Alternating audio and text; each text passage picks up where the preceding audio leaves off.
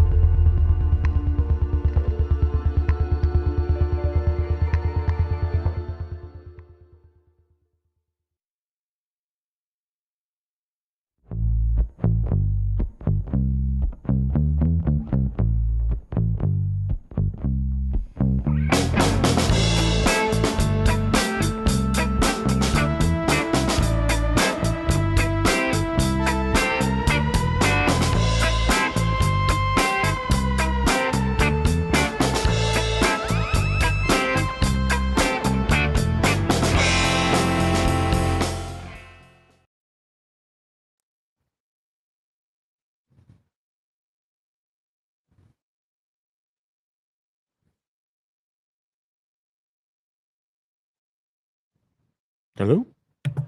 Hello, everyone. Welcome to the Babylon 5 retrospective show. We're doing a little something special this week. Doing some memes and ringing in the new year. And according to my, do you want to say something, Madman, before I keep going? Here we go. According to my 9, 8, 7, 6, 5, 4, 3, 2, 1. Happy New Year! Happy New Year, New York. Happy New Year. Happy New Year. Yay. Is that breaking news? It's New Year. New Year's in New York City. Go through. Yeah, there we go. There's the right one. Yay. Congratulations, New York. Not here. Still 2 hours where I am. Yeah. So, I'll be right back in a minute. I got to go say Happy New Year to the family. All right. And I'll finish the intro. Yeah. All right. This week on the show, we're just relaxing and chilling with our 3 watchers. That's okay. Celebrating the new year. And yeah, gonna go through some memes. It'll be fun. Cam might even stay and pay attention. And speaking of Cam, I should welcome him. He's the co-host, the man who loves New Year's more than life itself. Say hello, Cam. Good evening and Happy New Year. Good evening and Happy New Year to everyone in the New York East Coast time zone. Yeah. Happy New Year. It's not New Year's where you are, Cam, is it? Maybe not. Maybe. Oh, okay. You got to keep. Yes. All right. Never mind. It's not. I will let you know my time zone. 2 hours for till me. Yeah. So the show a little bit late getting started. I wanted to start 15 minutes ago, but just before the new year for Madman. But the weather, Cam, where I am. Mm-hmm. It warmed up, so like minus 10 Celsius or so. So the snow kind of melted a little bit. I'm sorry, I don't understand what you mean. I only use freedom height. That's right. Yeah, of course. We only use real. So minus 10 means 10 below 0, which is water freezes at 0. Mm-hmm. So go from there. So it's 10 below the freezing point of water, but it warms up a little bit. The sun comes out and everything melts a little bit. And then it rained. So snow falls from the ground, but it warms up and then you get rain. So we're going to go out and go to this little, my kid's friend has a birthday around this time. So they have a party and they sort of have a combination party / New Year's Eve / birthday party. So we're going to go there and the snow, the car is covered in a sheet of ice. About it wasn't. I mean, it's not that thick. It's about 1/8 of an inch thick in American terms for you. But you know, you got to scrape that off, right? And so we're driving Wait, to the. how much did you say? 3 millimeters? Yeah, about that. Okay. So we're driving there. You know, it's out in the country. So we're driving. You got to take this highway, and normally we go at 100 kilometers an hour, which is 60 miles an hour for you. And I'm doing about 65 kilometers. A little more than half because of there's the roads are a little icy. As I'm driving, I scraped the entire windshield off completely, but there's rain falling. And as I'm driving, got the windshield wipers on, the whole 9 yards, got the heater on to defrost it. And the ice is building up on the windshield. And I'm like driving along. I'm like, my head's starting to go to the right and I'm starting to scrunch down so I can see. Halfway there, I had to stop and scrape it more. Like that's the kind of weather we're dealing with. That doesn't usually happen where you can't keep the ice is forming as you're driving. That's a little unusual. So anyway, that was my and then on the way back, okay, well, I gotta leave at this time. That'll be enough time to make it for the show. There's a highway, had to stop. Stopped in the middle of the highway. There's a bunch of fire trucks out there. They've got the whole 9 yards set up with the fancy lights cutting off half the thing. An ambulance, and I'm like, what the hell's going? Normally, you don't see. If there's a car crash, someone goes in the ditch. It happens a lot. You don't usually see this much out for it. So there was tons of stuff out. It's New Year's. Like there's not that many people driving around. Anyway, we had to stop. Some guy in his truck looks like he took a pretty big wipeout. Cops. There was an ambulance nearby. It was mostly over by the time we got there, but we had to stop. So that took even longer to get back. So that's why I am late. Yeah. Okay. You only just see a hand on my chair, but my wife would like to say something. All right. Go ahead. Yeah. Say it. Say it. Happy New Year. Happy can't New see Year, Mrs. Madman. We can't see her. She doesn't want to be seen. We can't see your tonight. face. Nah, she's getting ready for bed. At least show your face. Just your face. She says she's not ready for prime time. Not ready. Oh, come on. If she shows her face, Cam will show his. Wait a minute. Cam would have to show it first. Oh, Cam's not going to show his face. No, Come that's on. not That gonna happen. ain't gonna happen. Cam's never going to do that. Come on. That was a trick. But Happy New Year to you. Happy hand year to you. I like that. It's like, okay, New Year, boop, off the bed. Yeah. Well, dude, Exactly. she's lucky. She doesn't have to work till tomorrow. Hmm. So they gave her the day off. But All right. I just called my mother. My mother picks up the phone and she's got these big glasses of 2026 flashing in the screen. I'm like, what the hell? She's at my brother's new wife. My brother had just gotten married this year, so he's at the she has a son, so they're over at the son's house. Right on. Oh, Death Angel Shadows will be here in a moment. He just tagged Oh, me. sure. If he wants to come in. Can I share my evening? All story? three of us. Yeah, go ahead. Yeah. What's your New Year's story, Cam? Well, I had a special dinner at a Brazilian steakhouse. Oh, really? Yeah, if people aren't familiar with that, it's basically typically you have like a buffet of like side items and things and salads and all that crap. But then I am not familiar, so I am. okay, so then I don't think we have Brazilian steakhouses like per se. So what's special about them? okay, well, but then for it's like a whole deal, and then they come around all these different servers with these skewers of various meats. And then they cut you off a piece or whatever. So they have all kinds of different steaks and often other things like chicken and sometimes pork sausages or all kinds of deliciously roasted meats. So Yeah, you can in Puerto Rico, basically we call it a churrascaria. well, in any case, it's delicious. So that's what I did. Cool. I How many- heard about that from a bunch of ex-military guys that did that, but that was in the 90s, and they were in like Ethiopia or somewhere like that, and they were like having alligator and all kinds of How many go rounds did you do? weird stuff. How many different servings of the No, stuff? no, how many times did you rotate the servings? In other words, how much of each did you get? Oh, it's kind of irregular, it's just depending on what comes out, but I must have had I don't know, maybe 10 servings of things. The thing I had most often was top sirloin, bottom sirloin, and filet. But I had a few other things in there too. So I don't know, maybe it's more, maybe it's a dozen. But they're fairly small, portions that you get from all that. Yeah, But because it's a taste. You want to taste. yeah, it's nice because I enjoy trying a lot of different stuff. So Yeah. it was really good. Yeah. Yeah, well, some places like some churrascarias, they go like, "Tell me when," and they'll keep cutting Yeah. until you say when. Yeah. Yeah, they'll give you more. I mean, it's not like you're not going to get more if you want it. But yeah, it was really nice. So is this a big family thing, or is this just is this something that these guys put on all the time, or just Well, for New it's Year? a restaurant, it's okay. so there's these are not unknown in the United States. They're not all that common, I guess, but they're around.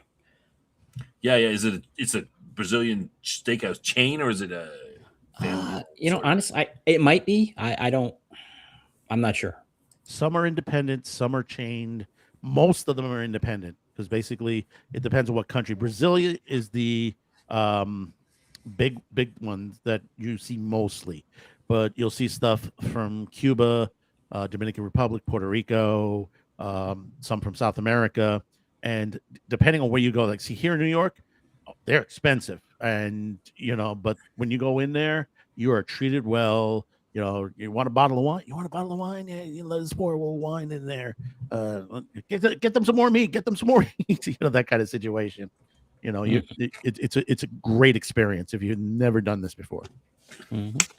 I have heard of them, but of course, I don't think we have one around here that I like a Brazilian style. That style, not that I've heard of, but I have to look into it. Mm-hmm. We had prime rib here. My wife made just a fantastic prime rib on there. We had prime rib, mashed potatoes, vegetables, and then we had blackout cake for dessert. Nice. Sounds good. We And had. now- Go ahead. I was going to say we had we go these people put on this every New Year's, and they just do different types of food and stuff. So we didn't really have dinner. We ate there. Yeah, I was just going Yeah, over no, a lot of the streams tonight. I'm telling you, they were rocking it everywhere tonight. Florida, Walt Disney World was cold. Everybody was wearing jackets, but they were still partying heavy. Oh, that's good. Yeah, they had DJ Ito, who's been doing this year to year at Epcot Center and Tokyo, the Tokyo Pavilion. He does it every year there, and he was rocking it tonight. He gets a great performance every time. People they flock to see it. It's always jam packed in that area. Okay, well, you're not putting any pressure on us or anything.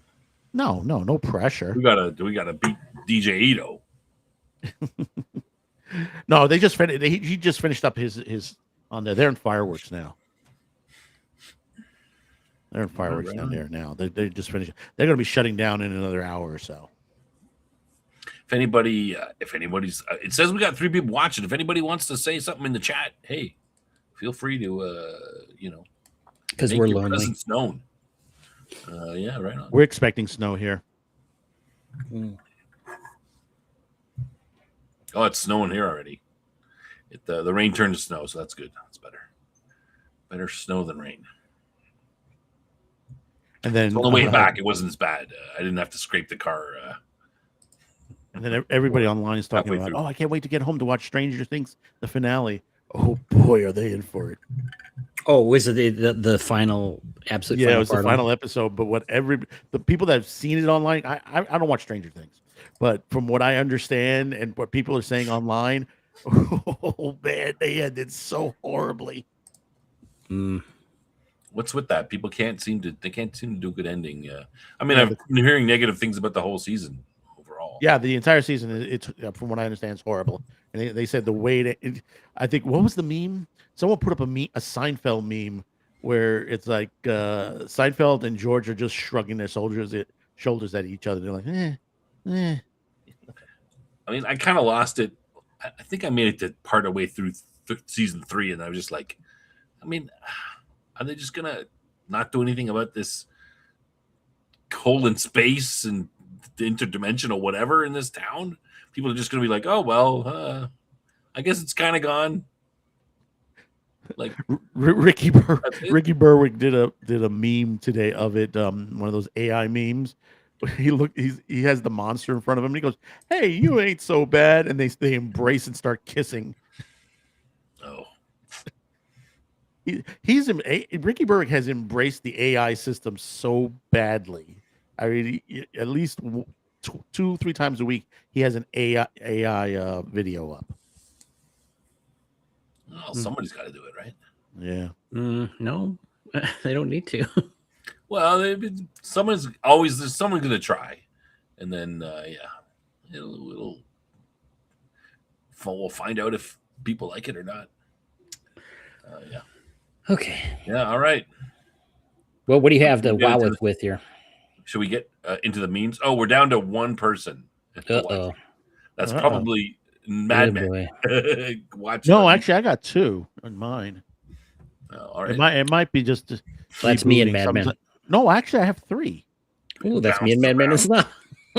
Weatherman isn't even here. He said he wasn't feeling well, but I always appreciate it. All right. Well, that's okay. Now, That's should we go? Now, I showed Mad Men some of the, all of the memes earlier, but guess what? I went and I added more. I found some more good ones, so I added them. Oh, well, we'll see. We'll see. We'll let the audience judge. Yes. Happy New Year, Mr. Milquetoast. We do have at least one viewer. Right Oh. on. Happy New Year. Someone who isn't on the show has said something. Yeah.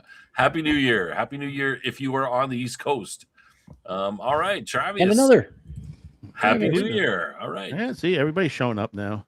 They're There you showing go. up now. They have to wait the first 20 minutes to get Well, over. maybe they're all East Coasters, and they're like, well, the big celebration's done, so we'll look for something else. Yeah. Are you guys on the East Coast? Yeah, it's all the people at CNN are drunk already. Well, the point is, still 2 strike, hours here. strike while the iron's hot. Oh my God, 6 people watching. Go for it. Get the Go, content. go. All right. Let's go. Should we start? We start these memes? Now, Yes, first, let's go. spoiler alert. Some of them might be spoilers. Uh-oh. All right. So if you are worried about spoilers, don't look away. Doesn't give too Some of much them, away. But yeah, I don't think they give too much away. I haven't seen this stuff, but I've seen all the memes. So sorry. All right, let's get her started. Okay, first off, here we go. Oh, let's just change this. All right. Join the stream dedicated to Babylon 5. Right on, everyone. This is for everybody. Yeah. That's what says you say. cannot Do have- not have the one to join the stream. All are welcome. Yes, all are welcome. Yes, all are welcome. So yeah. Should we have maybe we should have Cam rate the meme since he's the funniest person on the show. Yeah, he is. Cam, you want to rate these memes? Sure. What out of 1 to 10, 1 to 5? Yeah. Thumbs up, thumbs down, something like that. Okay. All right. Cam has to give an official rating on every meme. What's this one? It's kind of a start off meme. It's just a start. We'll rate that. Well, wait a minute. Go back. Go back. Oh, you didn't read it yet? No, well, I thought you wanted me to rate it. Okay. I'm gonna give that a 5. 5 out of 10 or Yeah. I mean, I want All to leave room to maneuver here. You know. So we're on a 10 scale. All right. 50%. All right.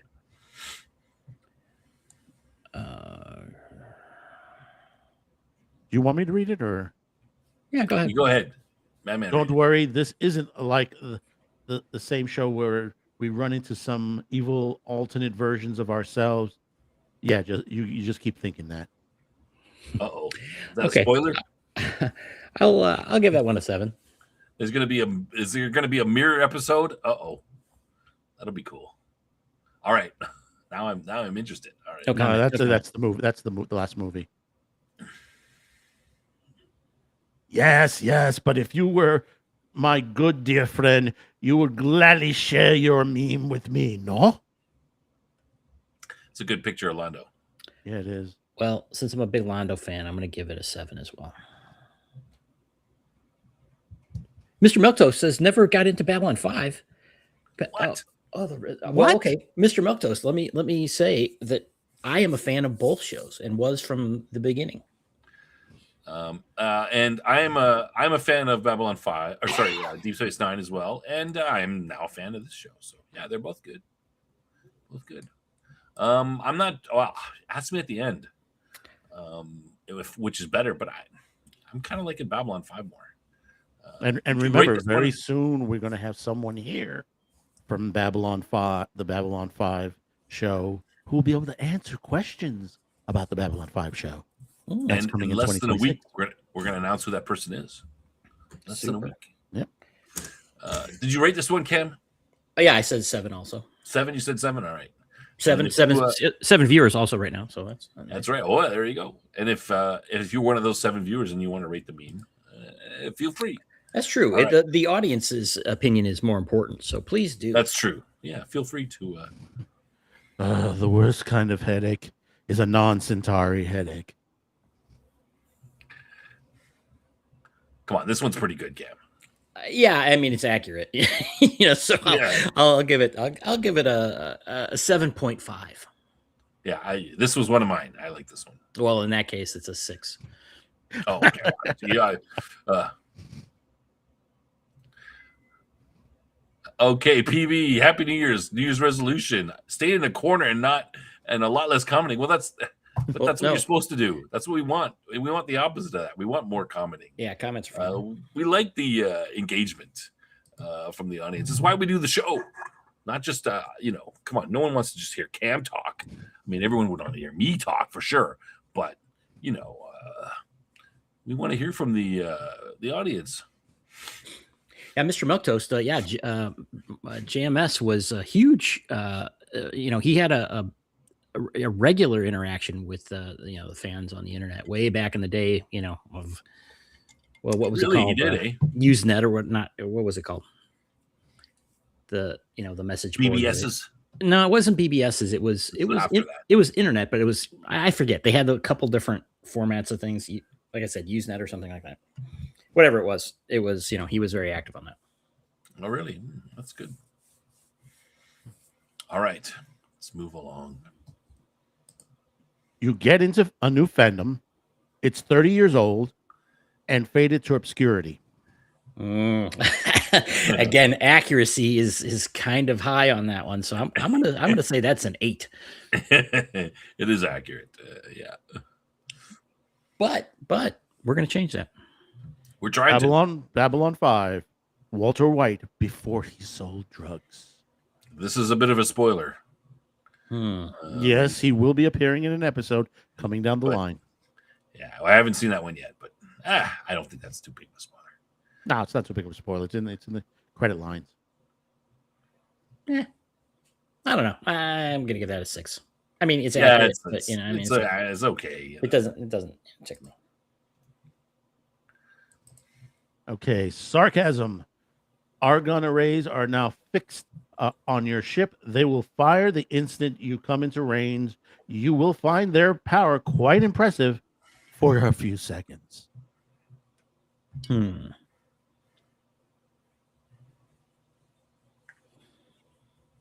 I don't know. That one doesn't tickle me either. I'm gonna say a 6. Yeah, I would agree. It's okay. Oh, I like this one. Awkward elevator silence. Bitch, please. Okay, that's a good one. that's I'm gonna give that a 8.5. Yeah, that's at least an 8. I think that's a great one. Wait, is that Tom Hook in the top?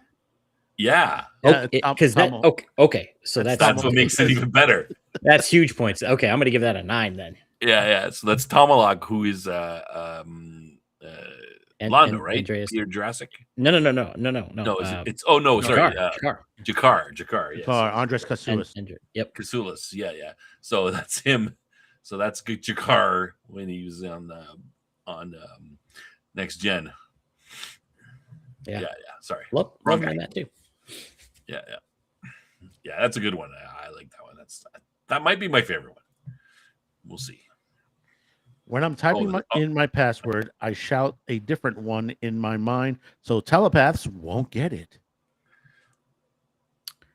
I like that one. You know that's appropriate to the series and everything, and topical. So I'll give that a 7.5.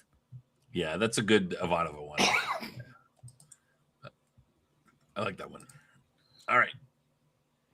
Are you sure you two aren't related? Okay, this is a Farscape reference. It's here. Farscape. Yes, it's basically it's Rigel from the Farscape series, the Emperor.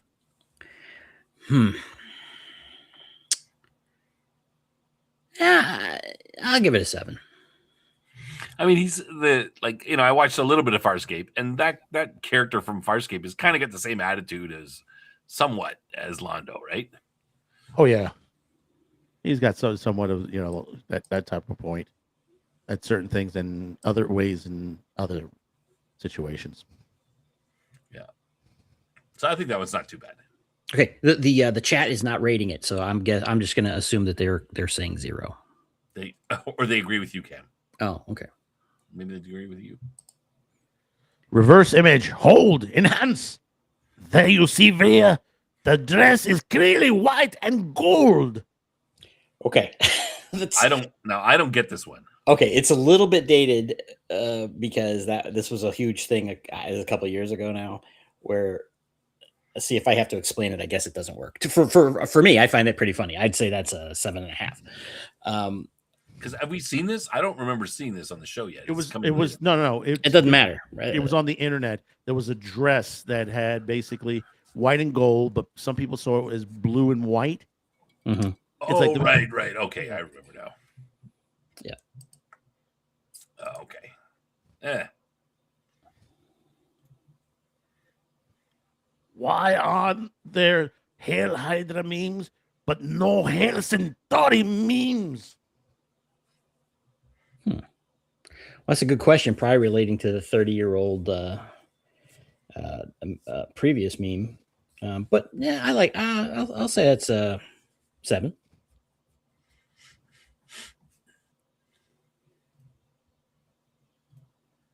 Never anger a technomage, for you are crunchy and good with milk.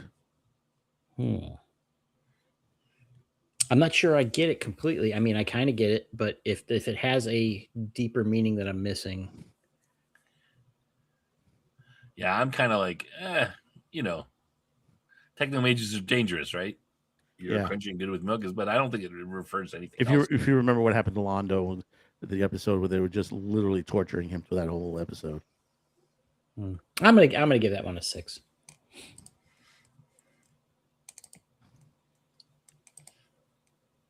You leave Zathras. You leave Zathras die. You take Zathras die. Either way, he's bad for Zathras. Well,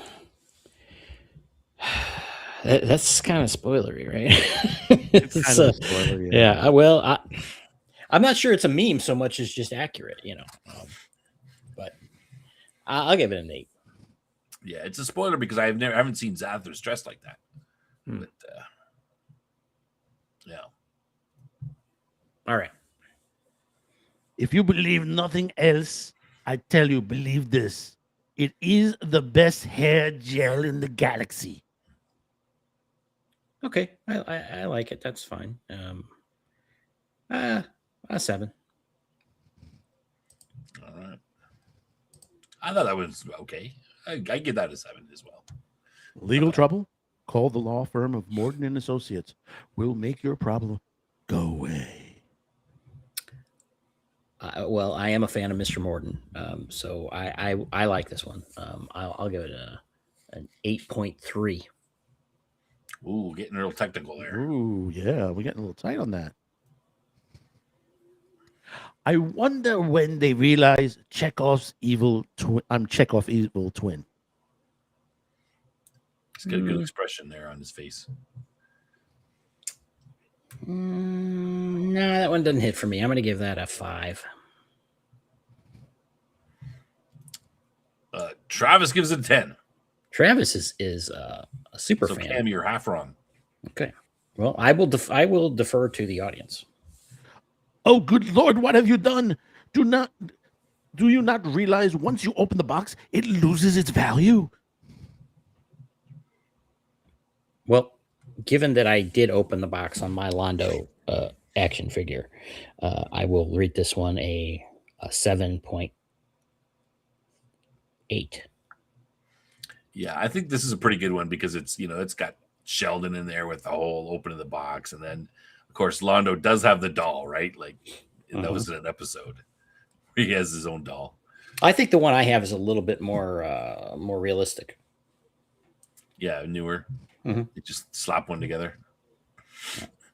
So I think that's it's not super funny, but it's it's kind of topical, or at least fits. So I My like this. name is not Londo, and I've never ever seen Babylon 5. Okay, well, you got this guy who is a famous meme. So For everything. I'll say I'll give that one an 8. Yeah, his hair looks almost like Londo's. True. I thought this was pretty good. Uh-oh, losing viewers. We're bleeding them out. All right, keep going. Babylon 5 has only one meme, but in the grand old days of the Centauri Republic, oh, I lost that here. One had to clap his hands, and a dozen servants would make 100 memes. Okay, I'm gonna say this is well, I gave something else a 9, right? So it's a little bit below that, but pretty good. So I'm gonna say 8.8. Really? Interesting. Just one AI generated slop. Nothing to see here. Nah, doesn't do it for me. I'm gonna say 5. Really? Because it's not AI. It's still, I don't know. It doesn't. Yamaha commercial meme. I don't know. Maybe we have it coming up, but I'm not sure which one that is. Maybe we don't. And then I said simply, walked into Mordor.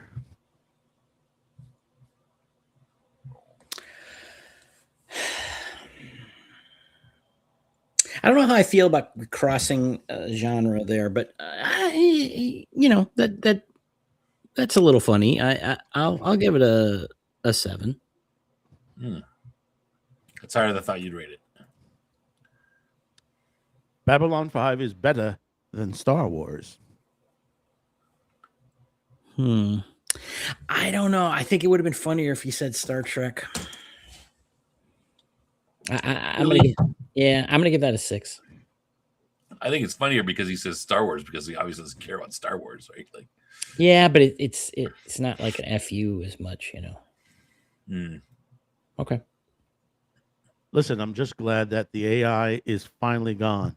Meanwhile, in the brown sector, I'll give this 7. 7, really? I didn't think that one was that much fun. Zathras matchmaking. Listen to Zathras. Zathras find you the one for you. Disclaimer. No listen to Zathras, no refund. Okay. This might be 1-800 Zathras. Okay. The fact that he said the one in there is getting me. So I'm gonna give that a 9.1. So that puts it in the top spot. 9.1. That's a top. So Zathras is clearly puts it up there for me. Yeah, Zathras. Everyone likes Zathras. Yeah. That's the highest Zathras rank. good at doings, not understandings. Okay, I'm gonna. I'll say 7. Oh, this one's a little. Hang on. Susan, It's why classic. do you hate Bester so much? Remind Commander, it is. What does it say? Remember, Commander, it is pronounced. Pronounce wrestle. Say it like a proud Russian should. You wouldn't understand, Talia. Okay, it's kind of funny because the Russian thing. Sure, I'll Nuclear give it wrestles. I'll give it 7.5. Travis, we're just over halfway through, so all right. Purple. We need Slytherin. Jeff- Honestly, they used the Harry Potter reference, busted my leg, and who thought it would be okay for them to be unattended? That's Garibaldi saying that, right? I guess at the end. Yeah. It doesn't hit for me. I'm gonna say a 5. Yeah, I wasn't a big fan of this one either. It's a great meme about. Oh, you like the one about Zathras the One? All right, right on. We need Jeff in here. And I know you've been reading this in my voice. Once again, Zathras kind of delivers. So I'm gonna say this is 7.4. All right. But he likes Zathras. Zathras feel like he forgot something. Don't worry, Animal. I'm sure your father will be here soon.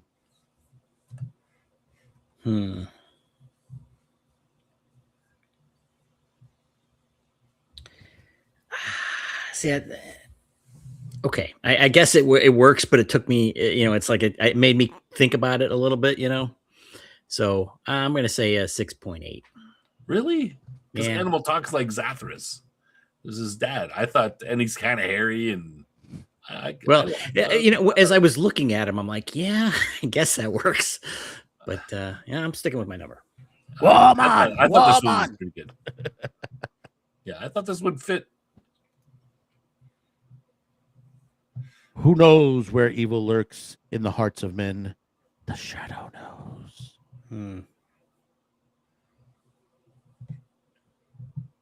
It's okay. I'll say 7. 7. All right. We have reviewed your request for proper overhead lighting. We concluded that the existing arrangements provided an air of gloom and mystery appropriated to this series. What?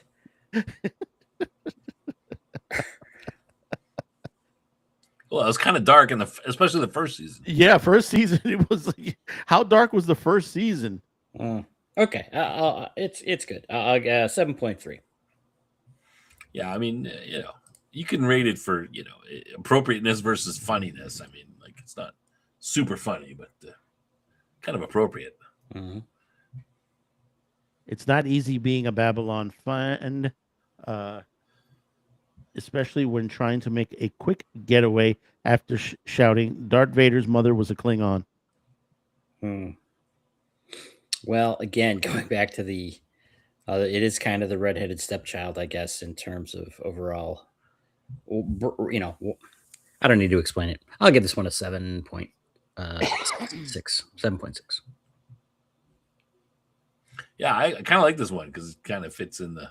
But I can see it's lonely being a Babylon 5 fan. That's right, the redheaded stepchild, perfect. And you just want to piss those guys. Darth Vader's mother was a Klingon, and then you run away. But let's be honest. In terms of actual story, it's better than the rest. It just is.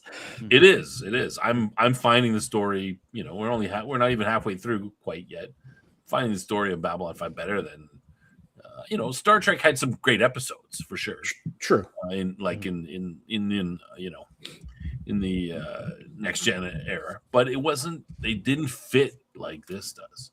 Yeah, but Star Wars was slammed a lot more. I remember back in the Conan O'Brien days on NBC, they had sent Triumph the Wonder Dog to a Star Wars convention, and he walked up to a Darth Vader, and he says, "Which one of these buttons calls your mother to come get you?" Good one. I mean, Star Wars had good stories too originally, but Star Wars has really Well, both of them have gone down. Star Wars, fun. Star Trek, thinking. Farscape, countercultural. Babylon 5. Yeah, that's kind of. I don't know. What would you say, Babylon 5? More of a thinking man's, better writing, maybe. I don't know. Yeah. Garibaldi, we arrested him for smuggling a large blue box into the Zocalo. I think that's pretty funny. I'll say a 7. I think that's the only Doctor Who one that I found. I haven't seen any of the Doctor Who ones in there. Yeah, so that's the only Babylon 5 Doctor Who reference I saw. But yeah, Londo, via saying saving nuns.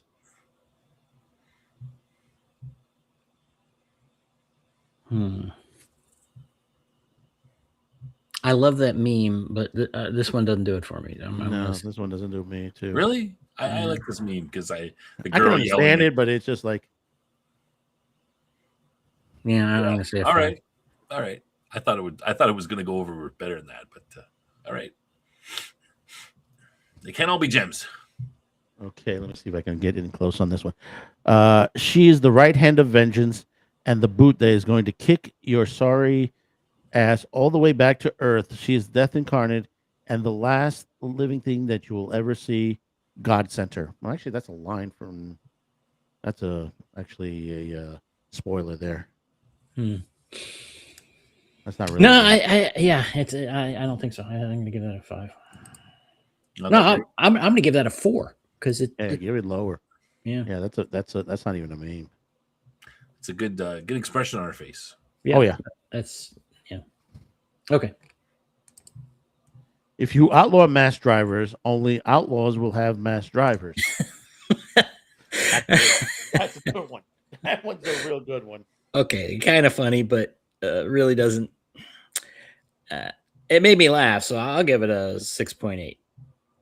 And I don't know who this guy is. Yeah, Oh, coming soon in the next 2-3 episodes, but, I think. But I thought that was a pretty good one. I threw it in there because of that. Yeah. I'm sure you'll love him. The non-home world, as you call it, has always belonged to the Centauri. I mean, I get it. You know, the propaganda kind of thing and everything. I'll give it a 6.5. Come on, Kim Jong. Not better than that. Okay, it doesn't hit his face with it. Right. Okay, Londo would not say that specifically. It's if you had worded it differently. Well, I didn't make it. Okay, whoever, if they had worded it differently, it just misses. You know. Really, you don't think? I kind of see Londo saying the non-home wall, as you call it. He might say that it does belong to them by some legalistic thing or because whatever, but it's just it's not a rational claim to say it was always there. I mean, Okay, go on. All right, how many more we got here? We're near the end. All right, I gotta get off. Remember the time when Babylon 5 was on Murder, She Wrote? This might be a little hard to see. I'm going to try to let's blow it up a little bit. So if you look pretty closely, okay, so there's the second to last credit. Okay, I think that's good. I'll say a 7.5. So Jakar was on Murder, She Wrote. Ivanova was on Murder, She Wrote. Veer. Yeah. And then this guy, who I don't recognize right off the bat. I mean, that's Zach. Oh, is that Zach? Oh, okay, yeah. And then Straczynski wrote an episode of Murder, She Wrote. Yeah. Wow. I mean, that's kind of. Yeah, this wasn't his first rodeo, brother. Yeah, it's kind of funny.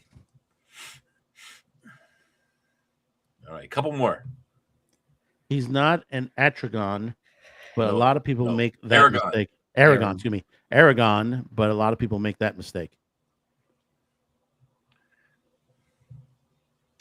Well, I mean, I'm analyzing here now, so I'd say 6. But got to keep in mind, this was long before the Lord of the Rings movies.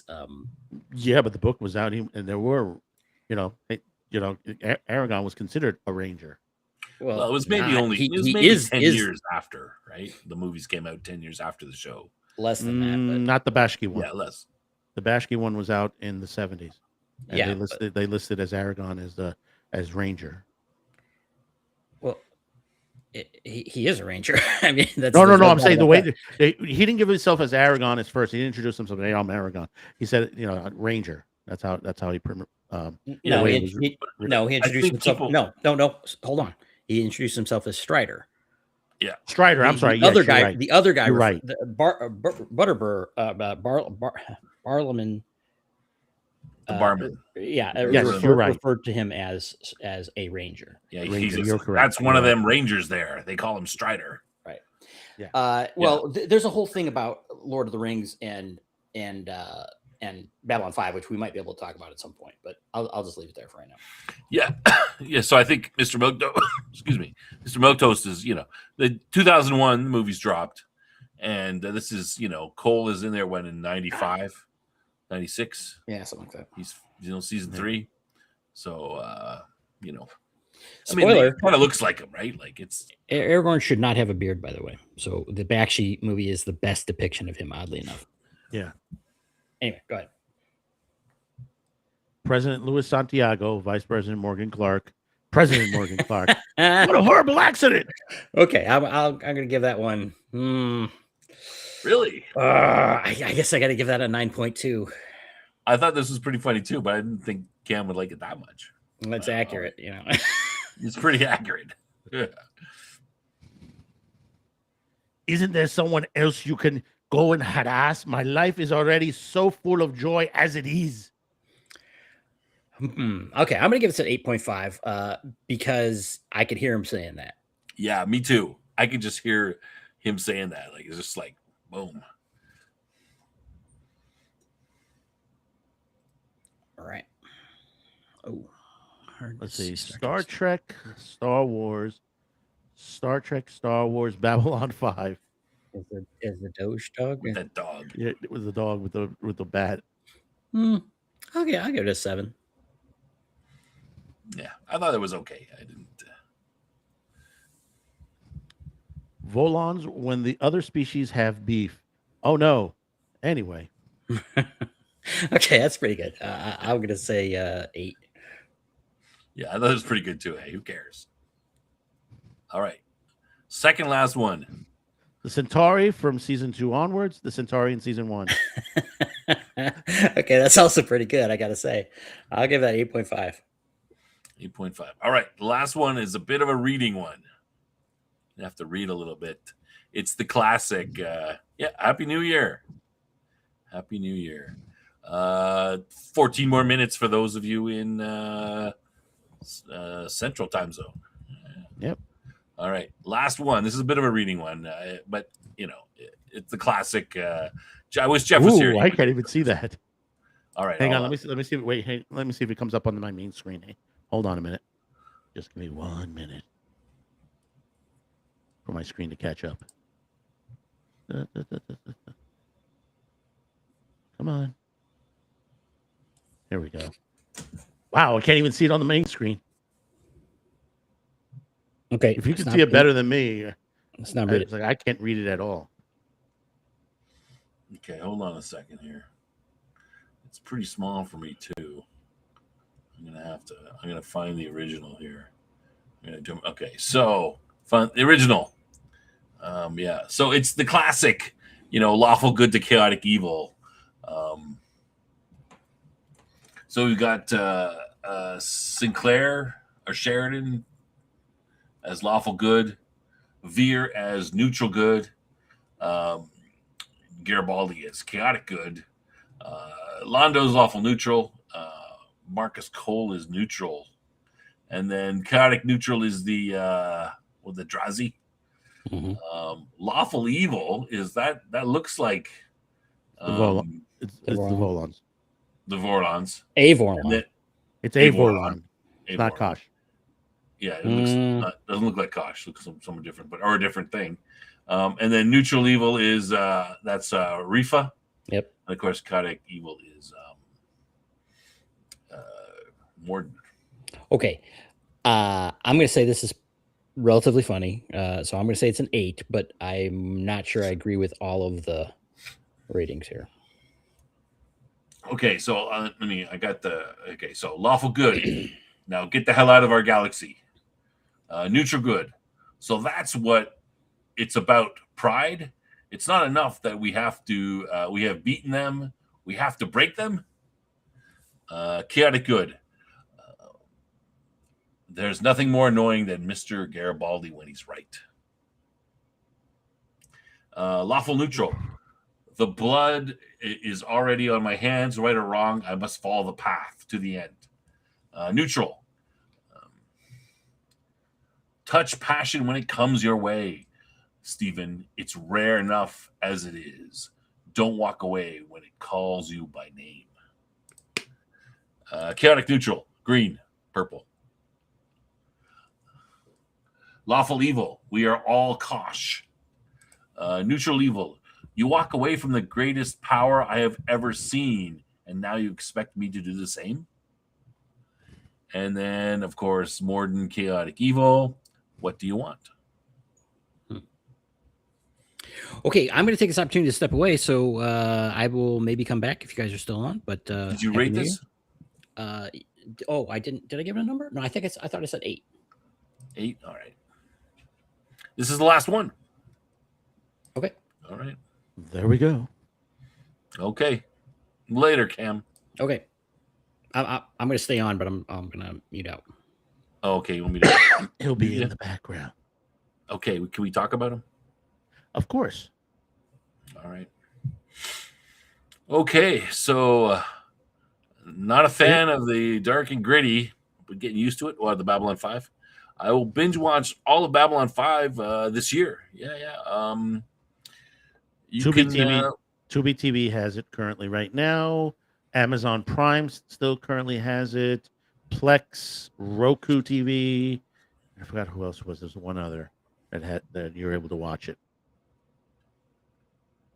Normally, like Roku, Plex, and Tubi, you can watch it for free. And we're on. If you want to, watch, binge up to, we're on. We just finished episode 3. Is that correct? I think so. Episode 3 or episode? Hang on one second. We're starting on episode 4. List. Let me just pull up my list here and double check, make sure that I got. We did Dave and the Strife. Did we do Passing Through Genesamine? No, no. We That's did the next one. That's the next one. Then. Yeah. So we finished up to episode 3 on season 3, and we are on to episode 4. So that's the one we'll be doing on next Wednesday, episode 4 from season 3. So feel free to, do what you want, but hey, catch up to us and then watch them with us if you want. Technically, depending on how it goes with our guest, we should be up to episode 6 or 7, Dust to Dust or Exogenesis. Yeah, that should be right. Mm-hmm. Finding nothing else comes up. Yeah, that'll be it. When we have our little interview. For those of you who were just in here and don't realize, on January 28th, we will have a special guest right here on the Babylon 5 retrospective. It is a person who has been on the Babylon 5 TV show. We're not saying if it's an actor or if it's a producer, writer, director, anything to that nature. Janitor, but we will be announcing it. Snob will be announcing it on January 7th episode of the Babylon 5 retrospective. So do less than a week. It's going to be a big surprise. So far, a lot of people have been guessing to the point, but it's going to be a big thing on there. In fact, I just talked to. So I've been handling the situation with it, the get together, and we are supposed to meet with this guest very soon and get to talk with them. and basically we'll be able to get set up.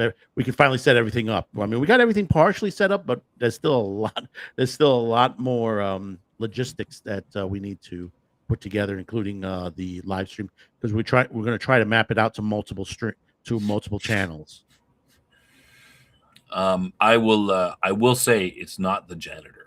I will give you that. It's not the janitor, and Mr. Milquetoast. It's not the script girl. When you find out, you're going to eat those words. Script girl. But believe me, when I was offered to bring this person onto the show, I screamed. I screamed like a little girl. I couldn't believe it. I was like, wow. Yeah, they could. It's when I told Snob and I told Jason over in Sci-Fi TV for me, they were like, no, come on, really? You is this an late April Fool's joke? I said, no, it's done. It's basically there are a couple of issues that we got to iron out, and yeah, this person's coming on. Yeah, I was pretty. I'm pretty happy. Yeah. Also, for questions and answers, Snob will be opening up his Discord channel where you can put your question. Once we get to the 7th, you'll be able to put your questions in, and you could be chosen for that question to be asked on the live feed. It's going to be. We decided on this because it's probably a lot that we're going to be dealing with multiple chat rooms.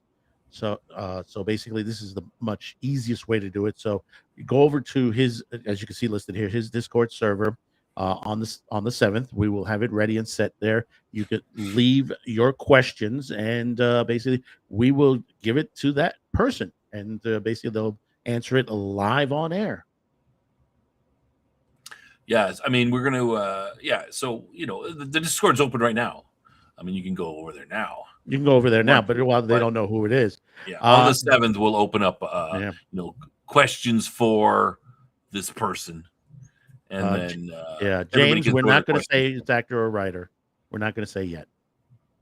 Yeah, and then you can you put your questions there. Now, I'm not guaranteeing we're going to read every question. We're going to go through them.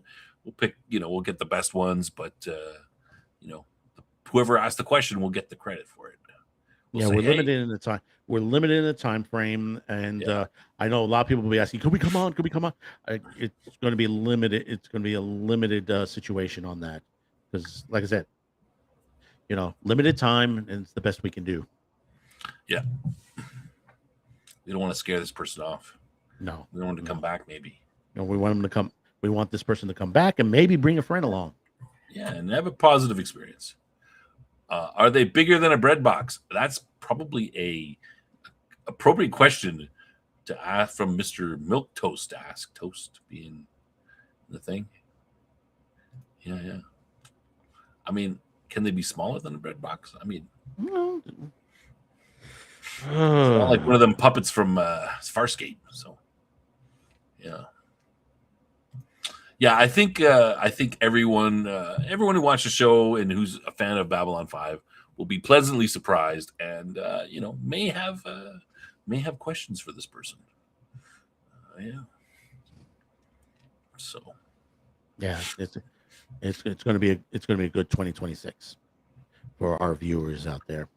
I hope so. Yeah, I hope so. And like I said, we're going to be showing this on multiple channels. But we're still setting up the logistics on that. It's going to be the 3 to 4, I think.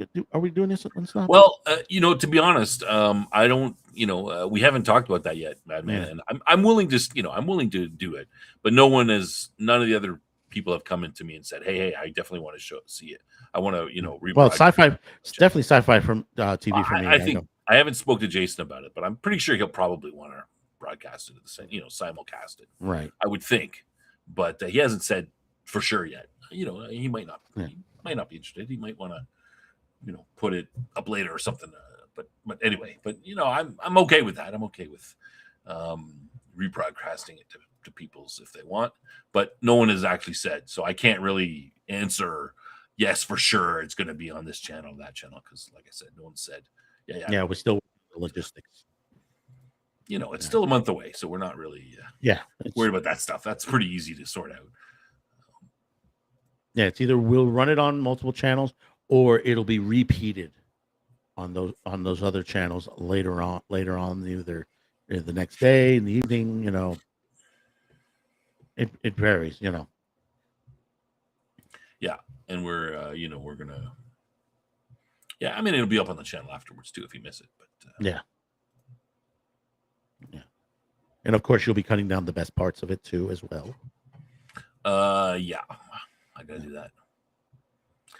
Someone is gonna appear somewhere at some time. I think some of the audience, like Mr. Milktoast, is getting tired of us teasing it constantly. And the same thing happened. Same thing happened on Jason's channel. Over there, they were throwing every name that they could think of on there. And Jason's like, "No, I'm not going to say. No, I'm not going to say who it is." Yeah. I guess I can understand people getting frustrated and stuff. I'm frustrated too. I want to just spill the beans, but we have to do it. We have to do it in order. I have obligations. We made obligations, and basically, this is how it's being handled. So basically, the signature date of the 7th is the announcement day. So stay tuned. It's not that far. It's a couple of days. It's next week. It's a week from today. Yeah, it's like less than a week because it's less than a week. The show will be earlier, right? So the show will be unless you're on the West Coast and you're a year away. Oh, here we go. Oh, Central Time in. Are you gonna count it down again? Yep. Do it. 5, 4, 3, 2, 1. Happy New Year, Central. Oops, wrong one. Happy New Year. Yes, Happy New Year for everyone in Central Time. And I suspect Cam, but I don't know. Welcome into the 2026 time zone, ladies and gentlemen. Oh. Thank goodness that year's over. Mountain and Pacific. The only thing left is Mountain and Pacific. Yeah, I'm Mountain. Are you happy this year's over? Oh, thank God. Thank God. I sent you that picture. the shoplifting picture. Yes. It's like we prostitute shoplifters. I love America. I was like, it's like, that pretty much sums up 2025 pretty much. Yeah, I mean, how brutal 2025 was. I mean, all the shoplifters, between all the politics and Hollywood and the elections and the economics, all these insane things. I mean, right now, they're taking away, right here in New York, they're taking away our rights to sell our home unless, they'll tell us who we can sell our homes to. What? Yeah. They passed the law quietly, which starts today, that basically it'll take 6 months for you to sell your home, technically, and you have to take in other offers, including if it's the city of New York. Okay, let me see if I can get this. All right, see if I can get this in there. All right, go ahead. Let's take a second here. Okay. This is the trying to get that, see if it fits in. Just change my avatar. Oh, okay. If it fits. But yeah, that's what's going on here. And the insane thing is, there it is right there.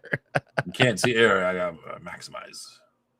And, let's change it to there we go. Yeah, we prostitute shoplifters. We prostitute shoplifters. Okay. You think it was an English speaker who made that sign? No, because this came out of Puerto Rico, and did it? Okay. Yeah, there's a shop in Puerto Rico. If you look at the language in Spanish, it's correct in Spanish, but in English, it's not. Yeah, I suspected that it might not be a. English speaker that Yeah, no. Yeah, does so, not. so, it's like leering. If you haven't heard that yet. You Wait, haven't sorry, heard that what? yet? You haven't heard the leering yet? The leering situation? The leering situation. Oh, not to I get mean, too I know much what into leering is. yeah, no, not to get too much into politics. What is it? His name, Nick something. He one of the YouTubers was doing the investigation on the Somali situation in Minnesota, and he came Oh, right. across one of the daycare centers, and it was called Quality Leering Center. Quality leering. Oh, Leering. oh, It was missing the N. instead of learning. Okay. Instead of learning, it said leering. So now there's like tons of memes coming out. Like, look, Nerdrotic put one out. Proud graduate of the Quality Leering Academy. Yeah, they yeah, so you shoplift, and if you shoplift and get caught, you actually get a job, right? Because they Yeah. prosecute you afterwards. So You're that's good. given a job. Yeah, given a job. Yeah. You gotta be guys are walking in going like, really? Do I want to really be a prostitute at this point? Yeah. I mean, it does pay well, but not really. Yeah. I mean, if it Someone has takes all your insurance, money, yeah, it's like no the problem. government. You know? The government. Hail, James, hail. Happy New Year. Yeah, Happy New Year on there. Yeah, Yeah, Happy so New Year it's to kind of- everyone in the Central and East Coast that's gone on there. A lot of good parties. A lot of good parties going to. I mean, I was shocked. Diana Ross was hitting the New Year right before the countdown, and Diana Ross was singing Really? live in time. Yeah, live I in didn't know Times she- Square. I didn't know she was still alive. Yeah, most people. I was like, yeah. Same thing with Bridget Bardot. God rest her soul. Bridget Bardot, who Yeah, passed yeah. away, before the end of the year. It was like, Cameron was like saying, she was still alive. Yeah, she was very active politically too, right? Like in France. Bridget, yeah. I mean, well, you have to remember also with her, she was during the Hays Code, Hays Code era. A lot of her films were censored. Oh yeah. Yeah, it was until like as of the last 25, 30 years, her stuff has been like returned back to its original format. Yeah. Yeah, to that I point. mean, they weren't that. I mean, they weren't that bad, were they? I mean, I don't think that. Oh, they were written for the time time. period. I mean, there's one which they throw up as a meme now, where she just hikes up that skirt practically all the way up the leg. I mean, her legs are gorgeous, back then, Yeah. and it just goes all the way up, and she's got the little strap on the pantyhose and everything. It's like, wow, that was in a movie back then. Yeah, pretty milk toast. Now. Well, you looking prior to the when they call it the prior to the Hays Code era, there was a lot of great films, and a lot of them were taken down when the Hays Code guys. It was like mostly was to put women down, mostly because it was like women were taking charge in certain films, and they didn't like that. There's a couple of great films out there that it just literally. The lead actress was doing things that were like, she was taking charge, and basically that became, censored by the Hays Code. Segments were just basically censored. Oh, some of us missed the Hays Code. I don't know, Mr. Moktos, you missed the Hays Code? Why? Mr. Moktos, were you born prior to the 70s? I'm just curious why you'd miss it. Because your Madman is kind of basically saying it's a bad thing.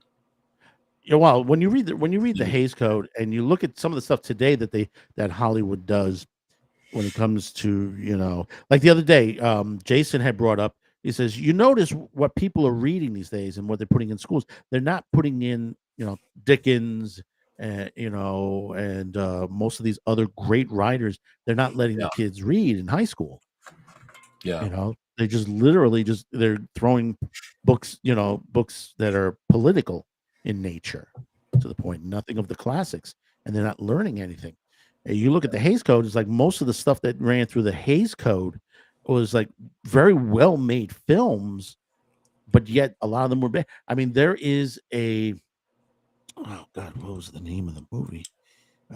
Give me a minute. Let me just pull this up on here. It was a Humphrey Bogart movie, and it was really good. But the problem is, they just literally took out segments of the plot versus the book, and The Big Sleep, 1946, The Big Sleep, with Lauren Bacall, which they changed the entire ending of the movie. Because there was a lot of how can I put it? There was a lot of sexual innuendo, prostitution, because it was all the main story is it was basically a lot of blackmail going on through this prostitution ring, and they just completely took that out on there. Let's see. Mr. Milk says, I enjoyed the type of content that was produced under the Hays Code without the code, that the material would have been produced. I like the result code, but not the code's existence. It's, some things were good during the Hays Code, and, there was something that skirted around with some certain directors that just literally just put their finger up against the Hays Code.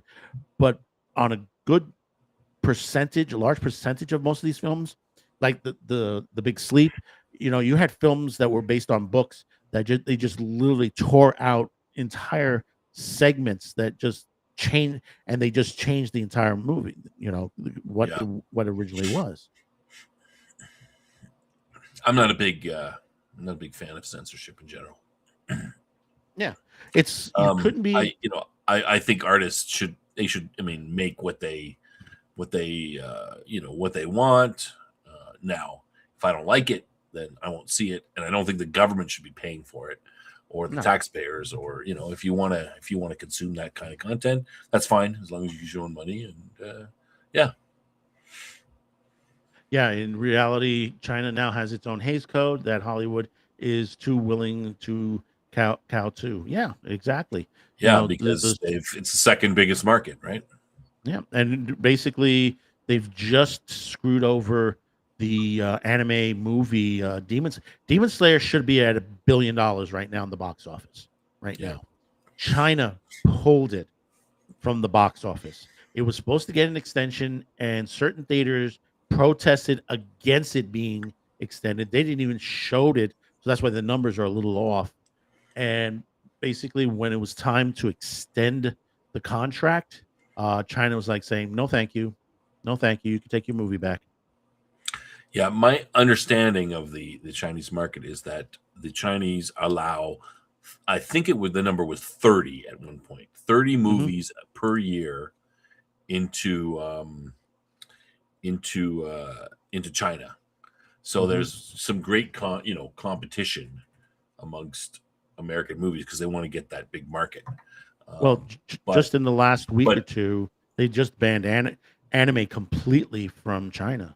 Yeah, there's a convention that was coming up with cosplayers and all that, and anime has been completely pulled out of it. And I'm not sure there's the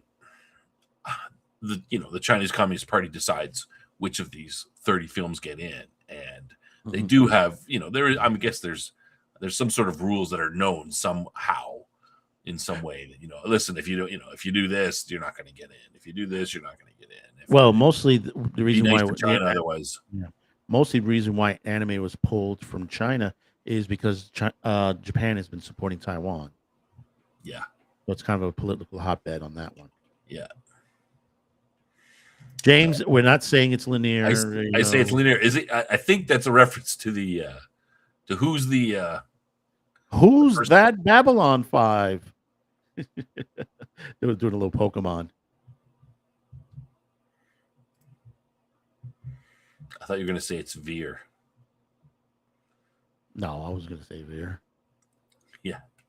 Veer is dead. Yeah, the actor who played Veer has passed away. So yeah. It is not Veer. Definitely not Veer. But Bill Mumy, who plays Lanier, is still alive. Yeah, he's still alive. Yeah. He's still alive on there. But there's a lot going on in China. I mean, I'll tell you honestly, China came out with an anime, which it came out here in 2025, and it happened to be. It wasn't political or anything of that nature. It happened to be really good. It was called To Be Hero X. The animation was phenomenal because it was several layers, 2D, 3D, paintbrush animation, and the story was really good. It's basically it's a world where superheroes' powers are gauged by social media. In other words, the more popular you are in social media, the stronger you become. Interesting idea. Yeah. I mean, China does this partly to protect its own film industry. Of course. Because, the films that would be made in the Chinese would not, they wouldn't be as popular. Most people in China would want to see the, Hollywood. Well, Hollywood Marvel, censors a whatever. lot of stuff these days. So, Japan has been through this a lot. You have, Sony, who owns Crunchyroll these days, and, which is now considered a monopoly. Stuff that comes from over, from Japan into they get 4Kids. I don't know if you know what the terminology 4Kids is. Basically, you get stuff that gets cut out left and right. If you go back to the old Saturday morning cartoons, they used to be 4Kids television, and when they had Yu-Gi-Oh and Pokemon and stuff like that, they used to edit complete scenes out, or they used to change. Like there's one scene in One Piece is the other one that they used to like if someone had a gun in the scene, they would remove the gun and either put walkie-talkies or just have fingers pointing. Yeah. So like the guys would rush in and like, you stop there or we'll just point at you, because they look like they have guns in their hands, but they don't. Yeah. And then what is it? One character in One Piece, who's the cook, who tends to smoke a lot. They replaced his cigarette with the end of a lollipop. Yeah. Yeah, it's just. I mean, this has been going on for years when it comes to that. But Yeah, the the social credit stuff. I mean, not first, but the first big thing I saw that was in a episode of The Orville. I think in the first or second season, I'm not sure, where they go to they visit a. Oh yeah, that's a good episode. Yeah, and everything is done by social credit, and they do something stupid, and they get based on how many people thumb it up or thumb it down, you're guilty or innocent based on how much. I tell you, The Orville was one of the best series out there as science fiction goes. Well, very it's well the done. It's the most Star Trek series of late in the last since the Enterprise. Right. It's the only real Star Trek show that's been around. And considering that this started out as a comedy. Yeah, I mean, it's kind of, but it's taken the piss a little bit out of, Star Trek, but it loves it, right? Like it's obviously a love letter. Like it loves it, the show. It doesn't hate the show. And one of my favorite scenes in there, and I just can't believe they got away with it from the censors, is the one with the doctors having sex with the blob. Oh. The head of security walks in and she comes in to talk to her, and again, oh my god. Yeah. She's just sitting there, and the blob is just all around. It looks like a scene out of Steve McQueen's The Blob. Someone getting eaten by the blob. Yeah. I've only seen season 1 and 2. I haven't seen season 3 yet. Yeah, there's some good episodes. Yeah, there's some interesting stuff with they're doing some pretty good with the AI, what's his name, the robot guy, and you find out the origins of his. that is a great episode to watch. They're pulling some of the science fiction tropes out, and they're throwing some historical playing stuff with them out a little there, bit. too. Yeah, and then the thing with the was it the Mocklins, that basically it's an all male race. Yeah. And then you find out, and it gets into what our politics now that's going on is that basically when a girl is born, she's surgically altered. Yeah. She's not allowed to exist as a woman. She's to be altered to be a man. Yeah, that's interesting. I mean, Star Trek. I always mention this one. Next Gen mentioned it when they where they go. I think it's the first or second season. They go to a planet which is all female, and sorry, that's all. They're non-gendered. They're non. Yeah. And Riker, meets this one of them, and he kind of likes her, and she says, "I'm secretly a female, and we're not supposed to be gendered, but I feel this gender way," and that kind of stuff. Mm-hmm. And at the end of the show, they take her and they mess with her brain, and they turn her into a non-gendered person. I've never seen Black Mirror yet. My wife has. I haven't. I've seen some of the episodes. I haven't seen all of them though. I have so much to catch up on. It's not funny. A lot of times because my channel here, and then now I'm working with you and Sci-Fi for me and all that. We take up a lot of time doing these shows, and sometimes we get behind on a lot of the TV shows that we watch. We try to watch what's prevalent to the situation, and then some things get caught in the background. It's true. I just finished up just in one binge. What was it? Campfire Cooking in Another World, which I've been dying to finish. It's in its season 2. It's an anime. It's just it's this guy who goes, he's on an adventure run and stuff like that, and he cooks. But his power is he has the power to order stuff from Amazon, and it magically appears in the fantasy world. Yeah, James, that's a good point. It's a ripoff of Ursula K. Le Guin with her Left Hand of Darkness. I always found that I thought that was I love that. I enjoyed that book a lot. And the way they even some of the social this always stuck with me, the social aspects of in the book. So they're non-gendered, but females have the baby. So who has when two people come together, it's the one who's got the most the being that has the most testosterone will become the male, and the female, the one who gets pregnant, will be the one who is less dominating, having typical male characteristics.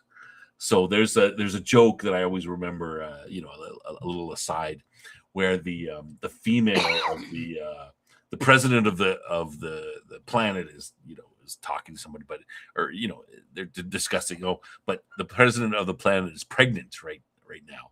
So it's a bit of a joke because in order to be a leader of a world, you'd have to be fairly masculine, domineering and that kind of thing. So this this person, she always wanted to have a baby, but she could never find anyone who was more masculine than her, because of course you're the leader of the planet.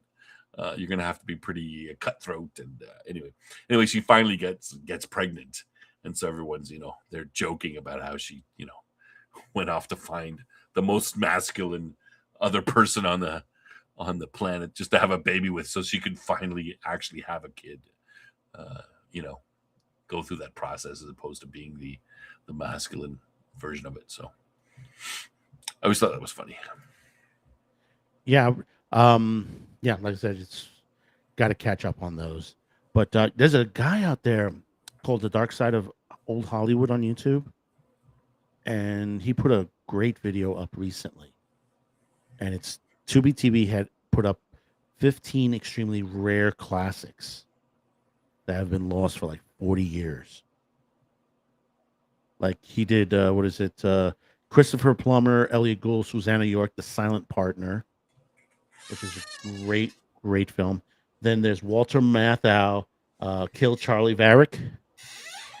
Some great actors there. Yeah, no, these are great films that just literally. The King of Marvin Gardens is another one from '72.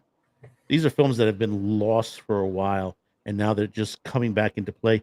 Now, a lot of them are rights issue to the point, Yeah. and mostly rights issue, or it just got lost in the shuffle.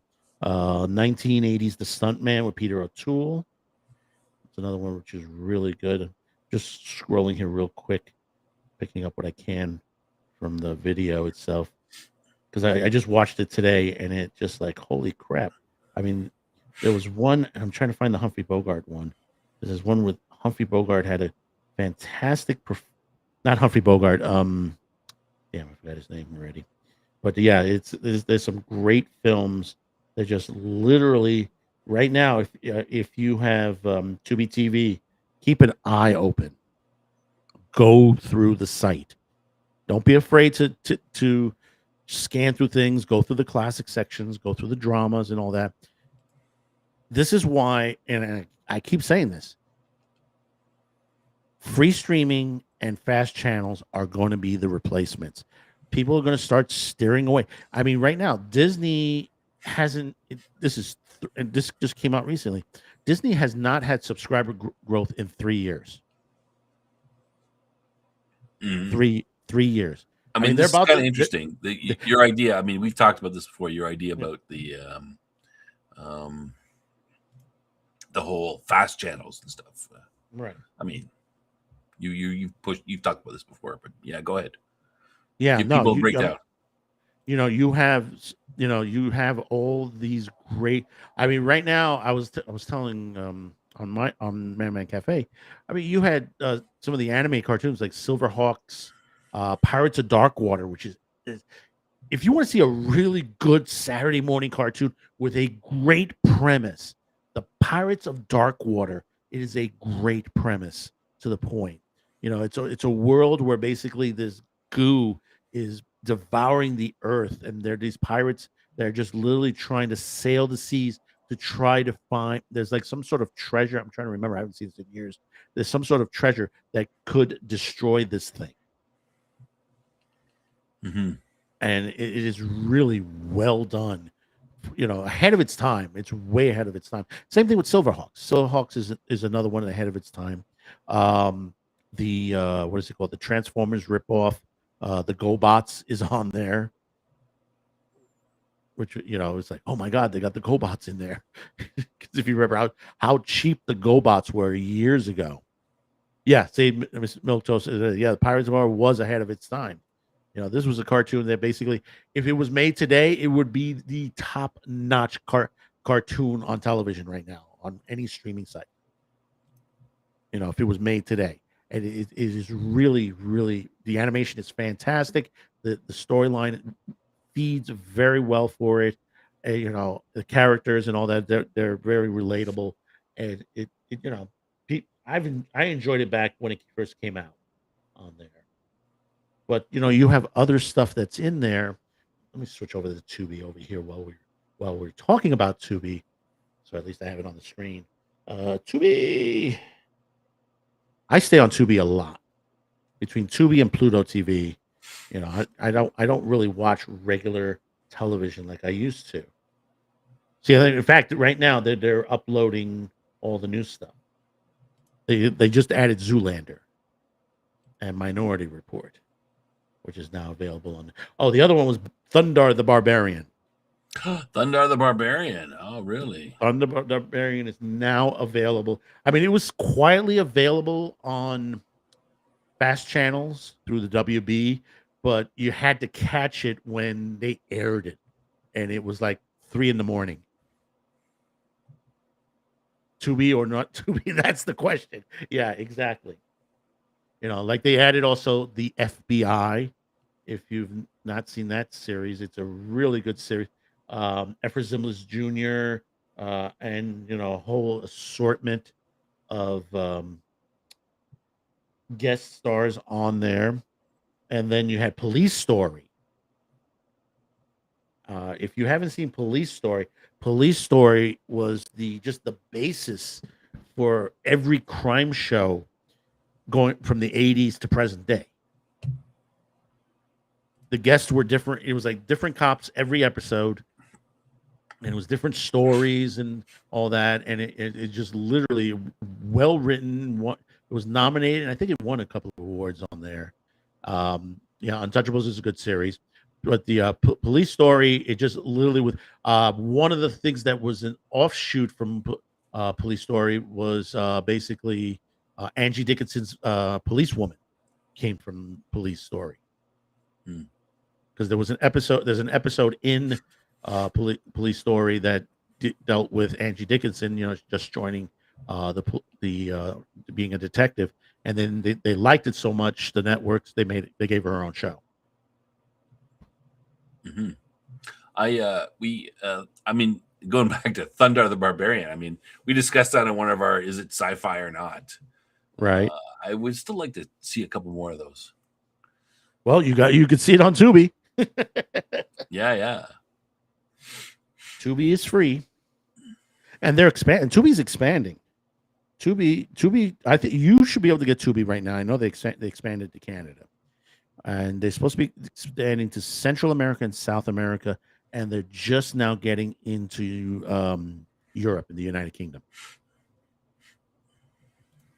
So they're just beginning to map out some good stuff. And one thing on there, and I've been trying to get my mother to watch Tubi, is because they have all the Spanish films and soap operas that she would love to watch. She's big into that. Well, she likes watching the soap operas, and the thing about it is that basically, some of the stuff is repeated on the Spanish networks every once in a while. Yeah, Mr. Miltos. In Policewoman, she's not shown as being able to beat up a man, correct? Unlike today's female-led police shows. Yeah, that is true. Yeah, she gets smacked around a bit in that series. What I miss? We're talking about Tubi TV and Policewoman and Thundarr the Barbarian. Oh, because Thundarr is now on Tubi TV. Nice. Yeah, Cam, Thundarr. We would. Yeah. They got Thundarr, Pirates of Dark Water, GoBots, and Silverhawks.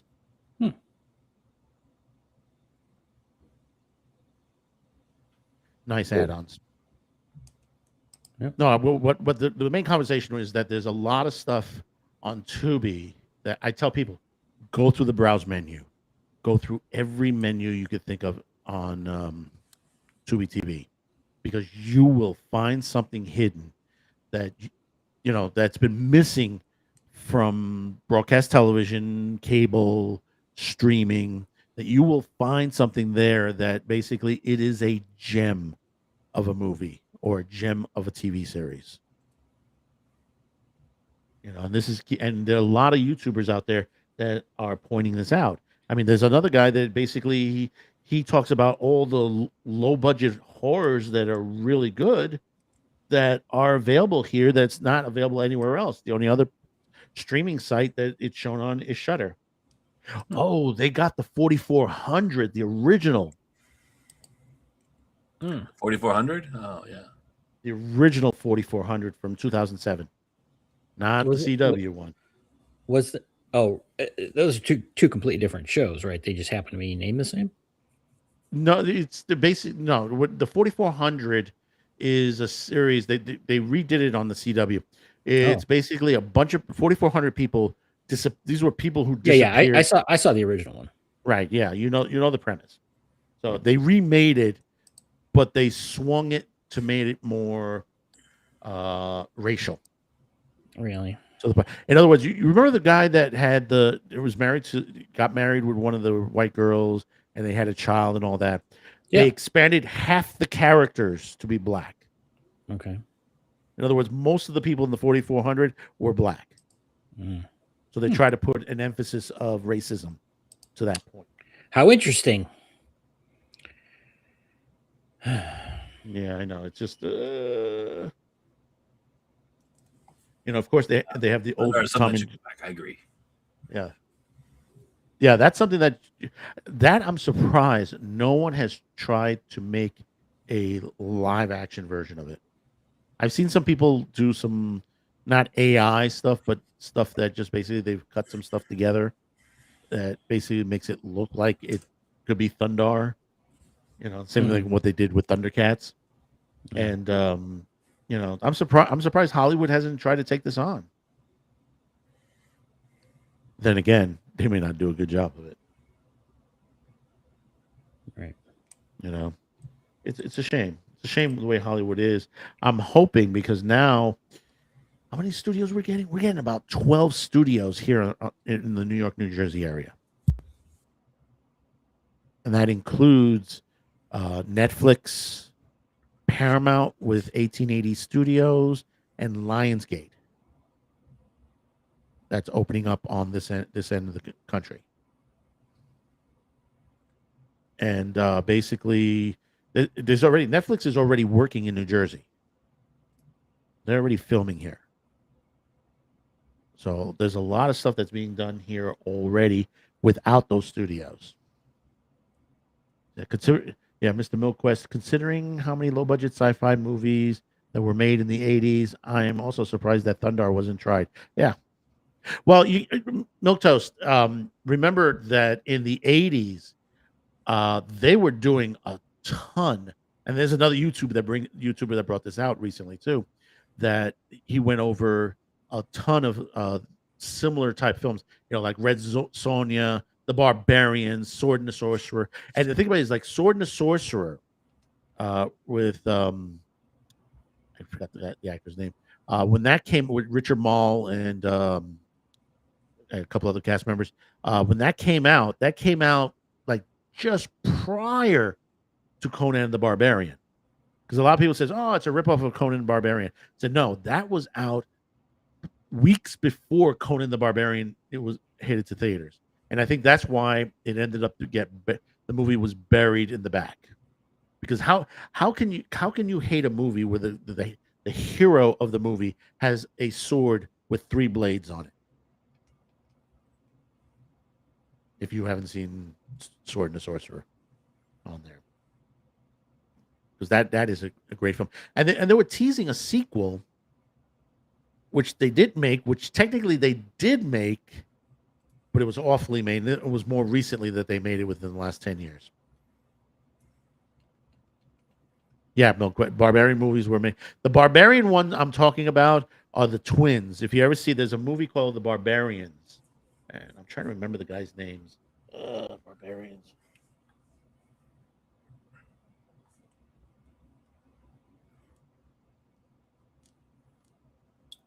Dead air. No dead air. No, I'm trying to find it right now. Barbarians. Well, there was the Conan. It was Conan and Krull, which was kind of a barbarian style movie, sort of. Yeah, the guy's name was Peter Paul and David Paul, and these guys were if you look at the pictures, they were cut like freaking. They were like Arnold. It's like Arnold times 2, and just a little bit bigger. And they were famous for doing some of these kind of films, and they were pretty good. I mean, as bad as the script was, the action was, was really well done. It was 1987 they came out. Richard Lynch was also, in fact, Richard Lynch was also in The Sword and the Sorcerer. And it's that era in the 80s with all those Beastmaster is the other one, which is fantastic movie. If you really want to see a really good film, as far as a fantasy film, the Beastmaster is really good. Don't watch the sequels. TV series is so. That was the other thing that happened in that era, going into the late 80s into the 90s. What is it? Conan the Barbarian and Beastmaster got TV series for a while. Not with Arnold. You know, they got some other Swedish guy to play it on there, and they got some other young guy to play Beastmaster. And now, just recently, they just remade Darkstalker, which was also another good series on there. As far as Beastmaster, fantasy, that's another one. Yeah. you know, and there's a bunch of them from Italy that were made. They were also very good. I'm trying to remember the names of them because they were in Italian, but there was a whole slew of films on there. You know, the only problem is with Red Sonja, it could have been better. It just kind of didn't hit the numbers. The only thing that made it was like because Arnold was in it, is that they had that prince that was annoying through the whole freaking movie. Because I am the prince, you know. And I was like, oh. You know, Brigitte, what is that her name? That she was in Rocky. She was in Rocky also. That she was in it. She did a pretty good job. She did a really good job on there. She did a good job in Conan. She did a good job in Red Sonja on there. Italy had been pumping out, fantasy flicks since the 50s. Yeah. Yeah. Some of them ended up. Oh, Ator. That's the one I was trying to think of. If not the greatest script in the war. I mean, script ever made, but 1982's Ator, The Fighting Eagle, and its sequels are very well done. Very well. Even in fact, what is it? Mystery Science Theater did the original one, The Fighting Eagle, on there. It says it's Miles O'Keefe was in the original, and it's really good. Has anyone seen the new Red Sonja movie? No, I haven't yet. That maybe it would be, you know, I was hoping because of the original director, stuff, but apparently not. Yeah, I was hoping that the director, because she had did that other book from the same writer, another character from the book line, and that was pretty good.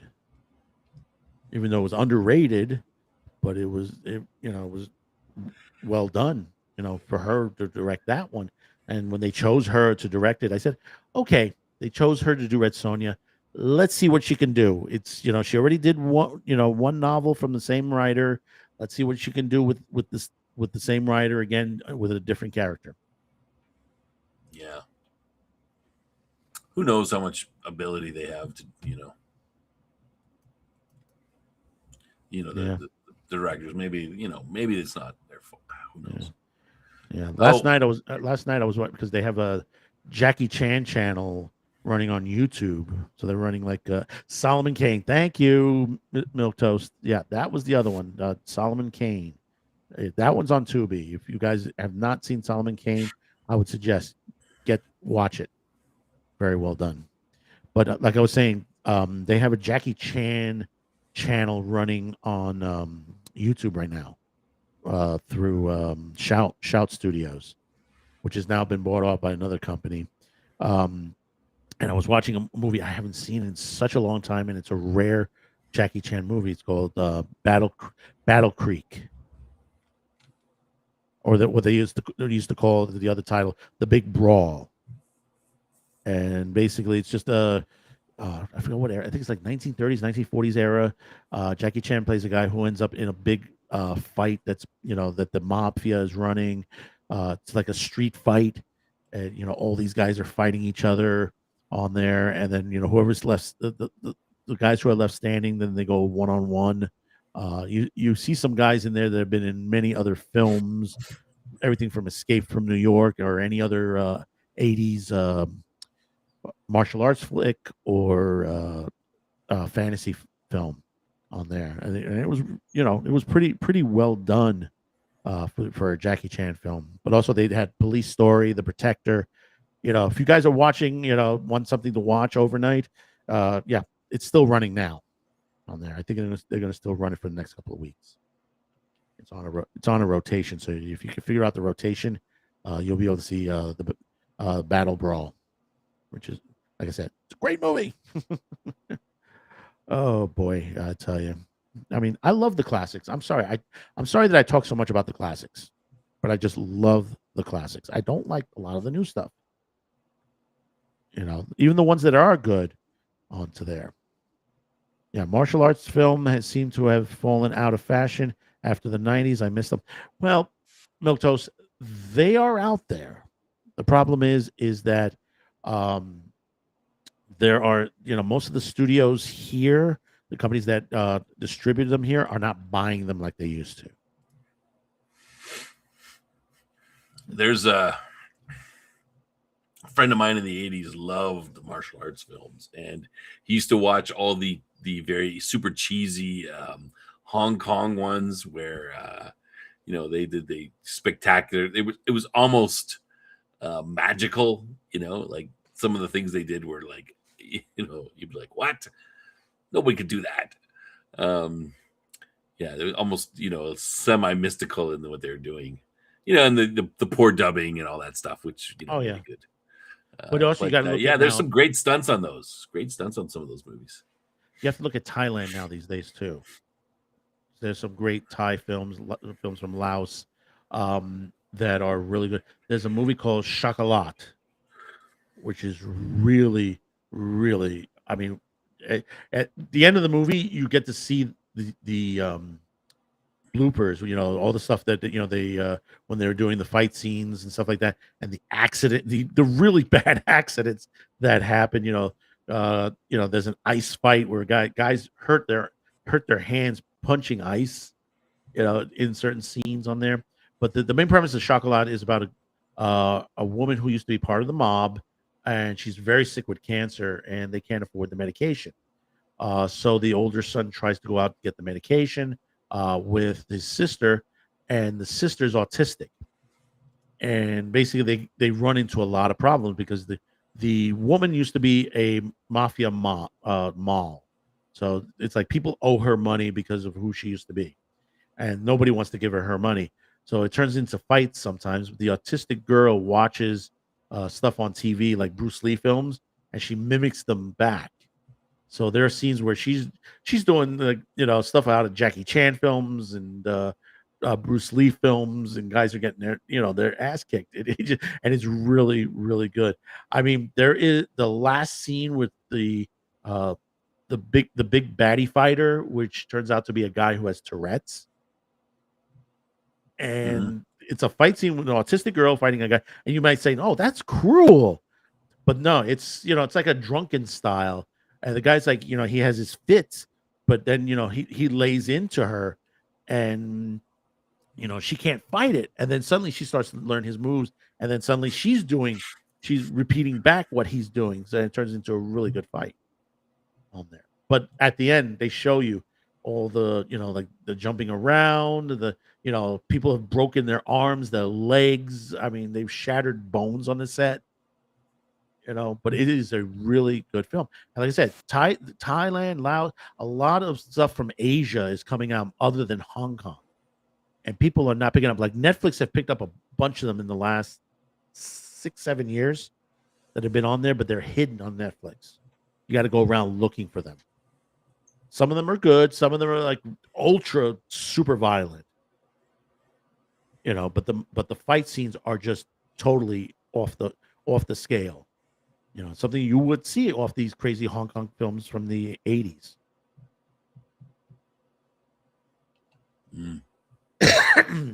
But yeah, I love them. I mean, my first job in broadcast, other than the broadcasting job, one of the dubbing houses, and I've probably said this before, was a company that used to work with Saturn Films. If anybody knows Saturn Films from the late 80s, they were a company that put out a lot of the Hong Kong films on VHS back in the day. Mm-hmm. Stuff that you would see on Saturday morning on New York Channel 5 when they used to have the Channel 5 movies here back in the day. If PB's still in the chat, PB knows. He knows the deal on that. From the Channel 5 days of the Saturday afternoon martial art fix on there. Yeah, the West used to take actual martial arts and turn them into actors. I haven't seen since the 1990s. Yeah, you have to look. You have to look very carefully. There are films out there that are really well made. Um, that some of them are getting sequels even. But the problem is that Hollywood has hidden them. They've hidden them in streaming. You got to look carefully, or some of them haven't gotten here, and that's happened. And that's happened before. And that's happened before in martial art films, anime. We just got, what was it? It hit in the theaters. It's still in the theaters for another week or so. It's Angel's Egg, uh, which just got also a 4K release, and it's sold out right now on Blu-ray, on 4K Blu-ray. And basically, it has not been seen on this side of the country other than bootlegs. So it's like it's a first time thing. And there's been a lot of other films that way. I mean, I remember when Kung Fu Hustle first got out, it was on bootleg. And basically people were talking to you because of word of mouth when Kung Fu Hustle came out. Then suddenly, it got a theatrical release in the US. And then it got a DVD and Blu-ray release. And if you haven't seen Kung Fu Hustle, that's another one that's good. Have you seen that one, Stop? I don't. Kung Fu Hustle. Oh yeah. I mean, I might have seen it. Like, the name's familiar to me and stuff, but it would have been forever ago. I can't remember seeing it. Yeah, that's basically it's Stephen Chow who did that. And well, from Asia, that would be an all-star cast on there. He also did another one called Shaolin Soccer, which was really good too. On that, the martial arts was excellent. And Kung Fu Hustle, the Kung Fu in there was excellent. Even though some of it was computer generated, it was really, really good on that. Yeah, Saturday afternoon Kung Fu films after Saturday morning cartoons, 2 back-to-back, then Mission Impossible at 5. Yep. Then Star Trek on 6 on Channel 11. Then the New York Yankees. You're missing part of it, PB. You forgot Doctor Who at what was it? 4:30. I think it was 4:30 or 5 opposite Mission Impossible, and then after that it was UFO on Channel 9 as well. So for us, the Kung Fu movies were, I think it was either Friday night or Saturday night. And it was like, 2:00 in the morning, they'd have 2 on or something like that, from midnight till 3 or something like that. It's very cheesy Kung Fu movies, which were, kind of fun. Oh yeah. No, even here in New York, we got those Kung Fu flicks, on the overnight. Also, when things were starting to get to like almost a 24-hour cycle, I think, what is it? Broadcast television was the first ones to start going to the overnight segment in the UHF channels, and then came HBO. HBO started to expand their lineup because HBO used to start about 1, 2 o'clock in the afternoon and finish their broadcast day at 1 a.m. and then they go off the air. You saw it, PB. You saw it at Saturday morning. I saw it at Saturday afternoon. That's when I saw it. The WWE wrestling in the 70s. Yeah, wrestling in the 1970s. I remember it from Channel 9 that it was on Saturday nights, 11 p.m. and it was 1 hour when they used to do the last match. It says, and now this fall to the time limit of the broadcast show. In other words, whenever the time we reached, it was 11 to midnight.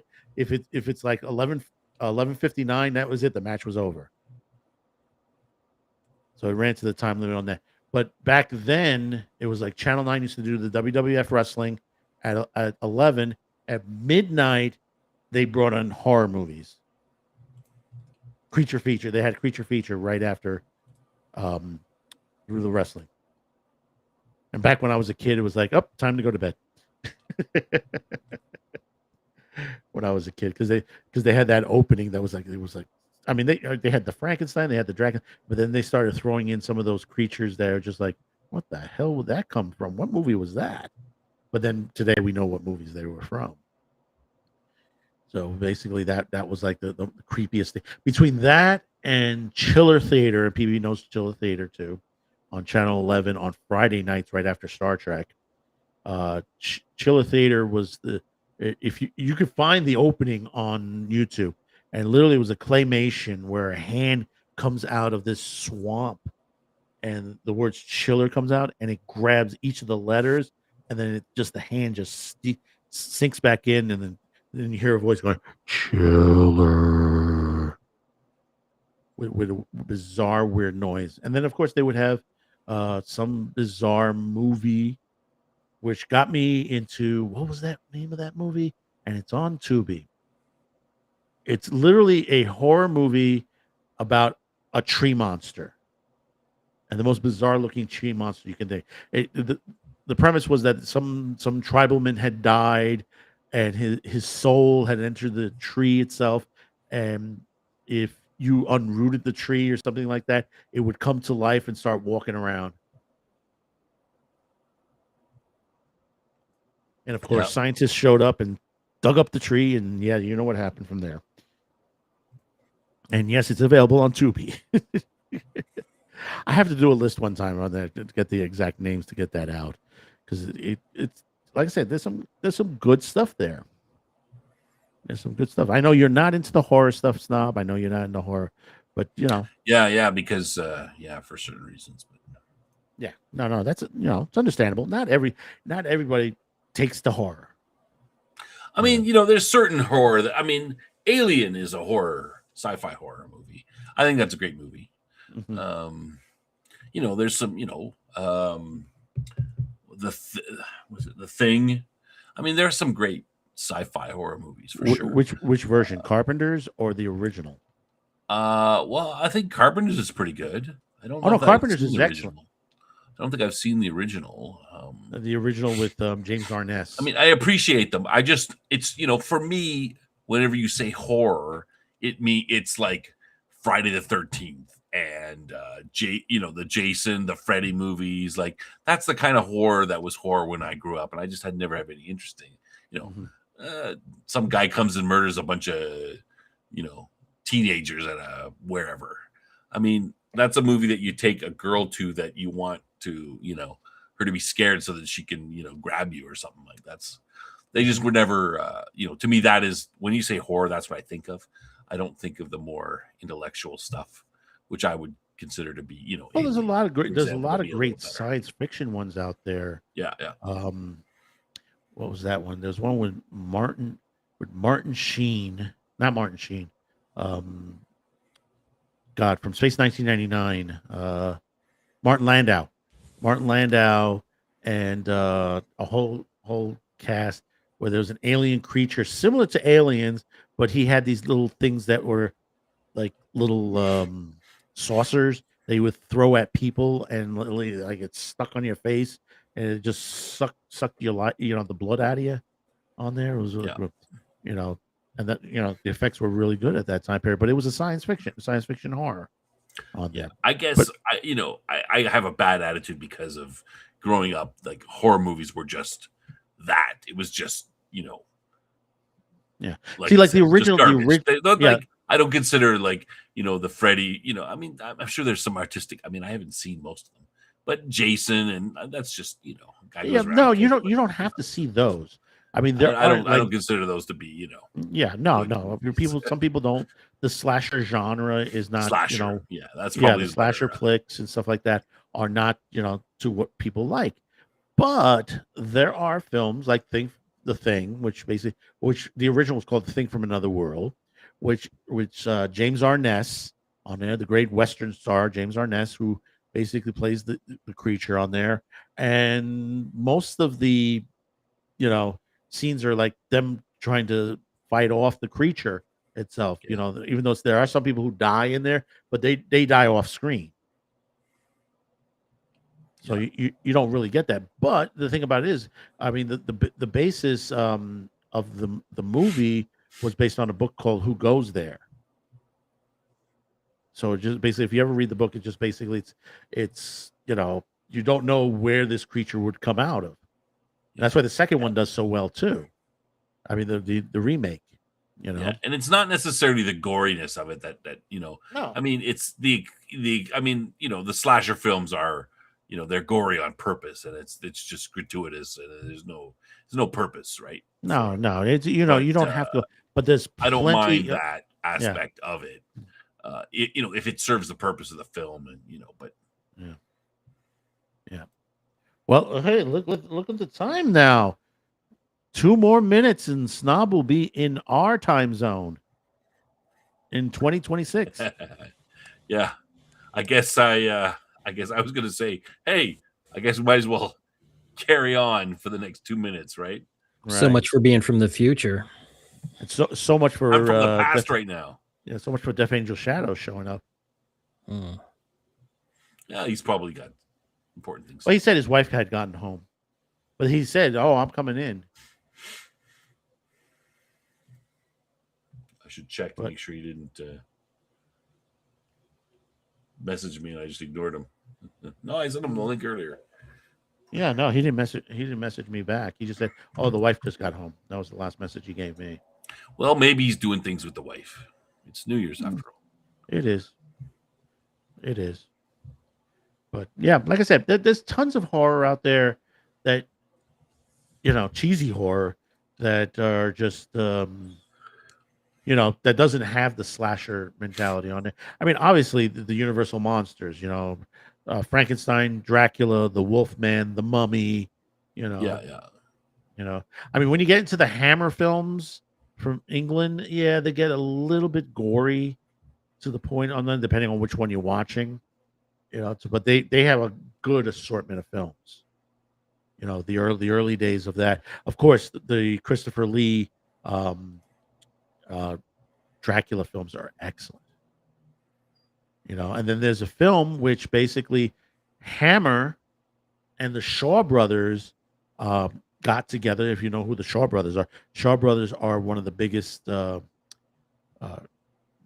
producers of martial art films in Hong Kong. They joined up with Hammer Films and created kind of horror martial arts films called The Seven Golden Vampires. Now, the original story was, here we go. 4, 3, 2, 1. Happy New Year, Mountain. Happy New Year. Yeah, finally. Happy New Year. Hooray. Hooray. Yeah, there we go. I was like, saying, where's the confetti? Got the right one. All right, I got to have a drink. Go have a drink while I finish this. Another But drink. More rum. It was originally that Christopher Lee was supposed to be Dracula in this, but it was like it was something that he didn't like the script or something in nature, or he wasn't available. But they had Peter Cushing in there playing Van Helsing, so you had Van Helsing travel to China to fight these Chinese vampires, but Dracula shows up in the middle of it to basically fight against Van Helsing. So it was like a little bit of Hammer Van Helsing. Yeah, Happy New Year all over again. And Van Helsing and Dracula and Chinese vampires. Happy New Year. Yay! Happy New Year. Yeah. Carpenter's the thing. I haven't had a shower since last year. Can you believe it? I can believe it. Yeah, we did Dark City, right? We Dark City was one of our films. Yep. Dark City was a good movie. That's a good movie. What was the one? Oh, that was the one we were talking about earlier, me and you, Snob. Strange Days. Yeah. I'm gonna have to see that one. Another add up to my list. I should write it. I didn't write it down. I should write it down. Have you heard that one, Cam? I've heard of it. I don't think I've ever seen it though. You never seen it? It's a sci-fi flick, but it takes place at the millennial, at the 2000 millennial. It's a sci-fi thriller. It is with Ralph Fiennes, Angela Bassett, Juliette Lewis, Tom Sizemore, and Vincent D'Onofrio. It's a great cast. The science fiction element of it is they have a device that basically can record what a person sees, and they can feel it. In other words, everything that's going through the brain, it's recorded onto a disc. And so it's a murder. It's a it's a murder thriller. It's a Mystery sci-fi service. thriller where it records a murder that could end up upheaving the 2000 celebration. In other words, turn into a civil war. Yeah, it looks pretty interesting. I'm gonna have to add it to my list. Because the way it looks, that it's almost like a police state in a way, that the U.S. has become some sort of police state. But it's really well done, and like I said, it's done. It's a New Year's movie, but it's hard to find. It hasn't been on streaming for quite some time. It is. You might be able to get it on Amazon, but on a either cheap VHS or cheap DVD. Yeah. It probably might be on the Internet Archive, most likely. Well, it was 90. It was 85, right? 95. 95. It was made in 95. It might be. Yeah, it is well worth it. It's well worth it to throw it in there because, like I said, there's a lot of people who know this movie, and the ones that know it says, "Oh, it's a great film. You got to watch it." And the people that have never heard of it before, great cast. Where the hell it's been? And like I was saying earlier, there are a lot of movies just like this that basically, that are hidden. Yeah. But we'll leave that for you. Gotta find those. We gotta find those. Yep. We'll leave that for another episode or Gotta something, find those either movies. on this show or Aware the of it. cafe. Yeah, let's find them and make them aware of it. Mhm. All right.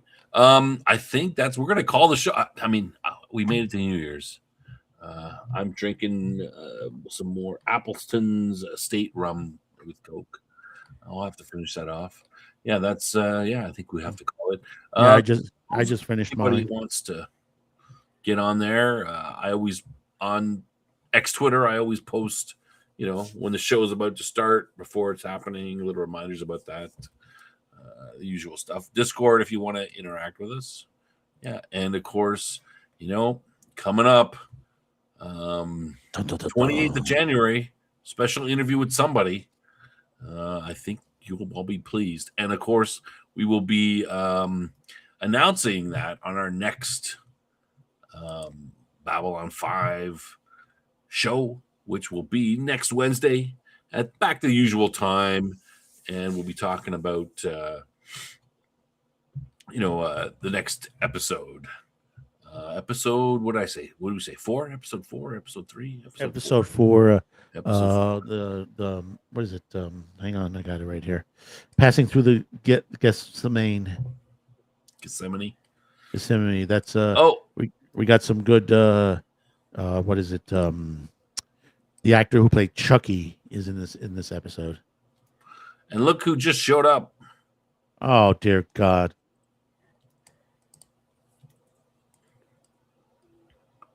Oh, what the heck is going on? All right, there we go. Didn't want to let him in. Are Jeff, you kidding? welcome to the show. You're just in time to say goodnight to everybody. Oh, he's not there. Let's see, Probably I don't have him muted. Right. He's there. He's good. Maybe just came in automatically or something. As I was saying, we have the Babylon 5 show next Wednesday. The special announcement. Everything. And he's gone. All right. And he's back. Oh, what is going on? Having problems. There we go. Jeff, you there? He's there, but I don't hear nothing. There we go. Oh, he figured it. Yeah, no, I just left the live stream. You'd think it would know the fucking settings. I'm sorry. Wait. You went to another live stream? It started earlier. Sorry. Oh, I'm pimping the show, dude. Right on. It's okay. Oh, okay. As More long as you people- were pimping the show. I was. I'm like teasing it. I'm like, we got a major dude coming on. We're gonna announce it on the 7th. And I got one guy, and he's got all the signatures from the entire cast, Oh, really? including Andreas, which apparently is very hard to get. He told me Well, considering he's because dead. Well, he's dead. Well, yeah, but apparently Andreas does not He doesn't. normally sign shit. He doesn't like to sign stuff, so it was hard. Yeah. To get, even when he was. Yeah, so he was very hard to get, but he actually has Andreas's signature because he went and got a hot dog and a beer for my favorite human. Wait a minute, this sounds familiar. What show you were on? Oh, it was 10 Cars Tavern. He was doing. Oh, okay. 'Cause I've heard this probably- story before from somebody. But the guy's name is Christopher something or other. I don't know. Anyway, I told him to DM me. Oh, glad you made it. Happy New Year. Happy New Year. We Happy were just New Year. ending the show. Yeah, I tried to jump in before the show was over. You made it. Did I? Are we on the show? did. Are we still Yeah, live? you are. We're still you're live, on the but show we're right we're now. about to We're about to Oh, end it. well, Happy New Year. Happy New Year. Does anybody have anything else they want to mention before we close her off? Yeah, Q2Cast TV will be back next week and the week after. I should have a Mad Cafe ready for Monday. We'll be doing probably most likely a live stream Monday on there. Taco Thursday will probably be returning the second week of January on there, and then of course the Man Wood Show will be returning next week as well. Jeff, tell them what we're talking about on Sunday. We are going to be talking about sci-fi space type RPGs. Damn. Yeah. What do you mean, damn? All right. What? That was kind of the theme. That All was, right. Sounds good. Cam knew about it. Did you not know about it?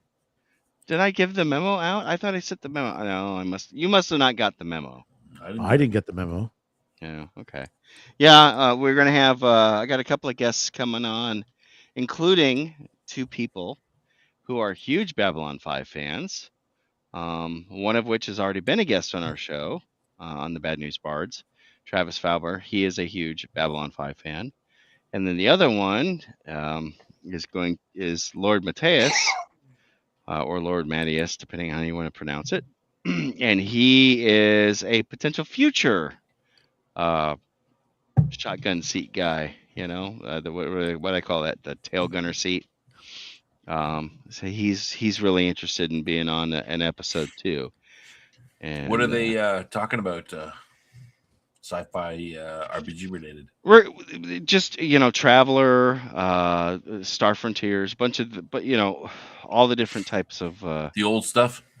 well, anything, yeah, anything, Star Wars. I know Mateus has played a lot of Star Wars RPGs, different various iterations. I never have, so I'm curious. I want to find out more about them, and I've got some people pestering me to start up a Traveler game. So, And we Who also knows? lost Tim Cass yesterday.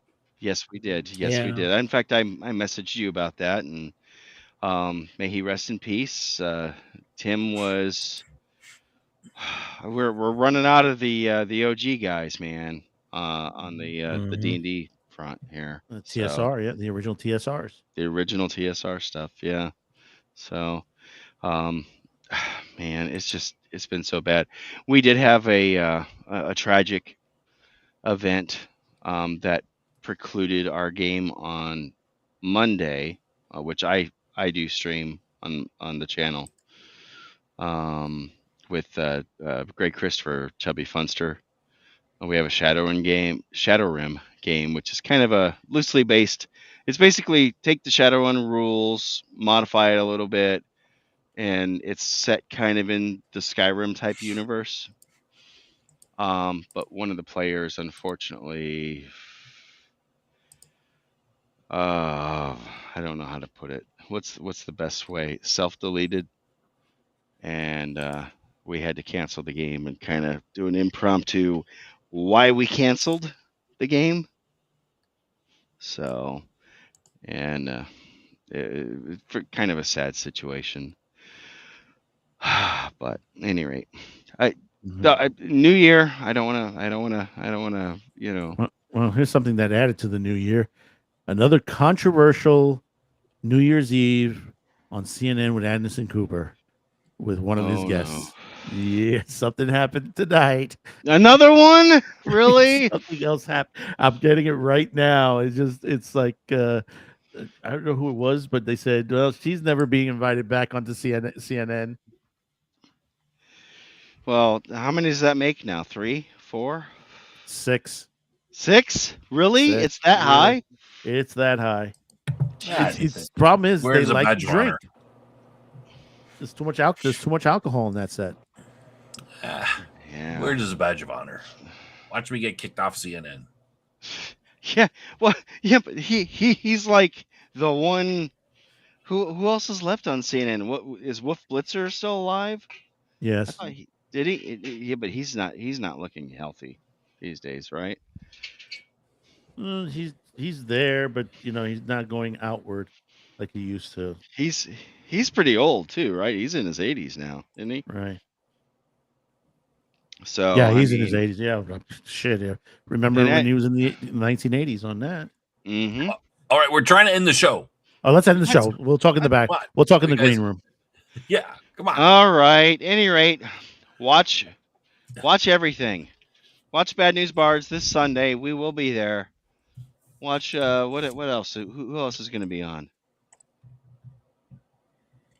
You're doing a show Sunday night, right? 11 o'clock. Yes. Who? Yeah, as far as I know. Yeah, Top Lofty. Oh, yes, Lofty yeah. Lounge. We have I no give idea you what an the topic. opening there, snob. I don't know if What's you're the talking to me. topic? What's the topic going to be? It'll be a surprise to everyone. What could it be now? That's right. Man, who could Surprise. it be now? All right, everybody. All That's right. it for the show. Thanks for coming out and hanging out with us on New Year's. I hope you enjoyed the memes and Cam's rating of them. Maybe we should. Maybe I should go and get the top 5 or so, and we'll push them out again on next episode or something. The ones that are really, really good. That sounds good. It might be good. Something Sorry, I'm late. That's okay. No problem. All right. Thanks everybody for stopping by. I hope everyone has a great new year and a great 2026. Better than May it be last year. better than last year. Amen. That's right. Thank God that year is gone Yep. and we're moving on. All right. Make sure no shoplifters get jobs as prostitutes. That's right. No prostitution. All right. And Good night, no, everyone. No daycare centers. No daycare. Good night. Good night, everyone. Good Bye. night.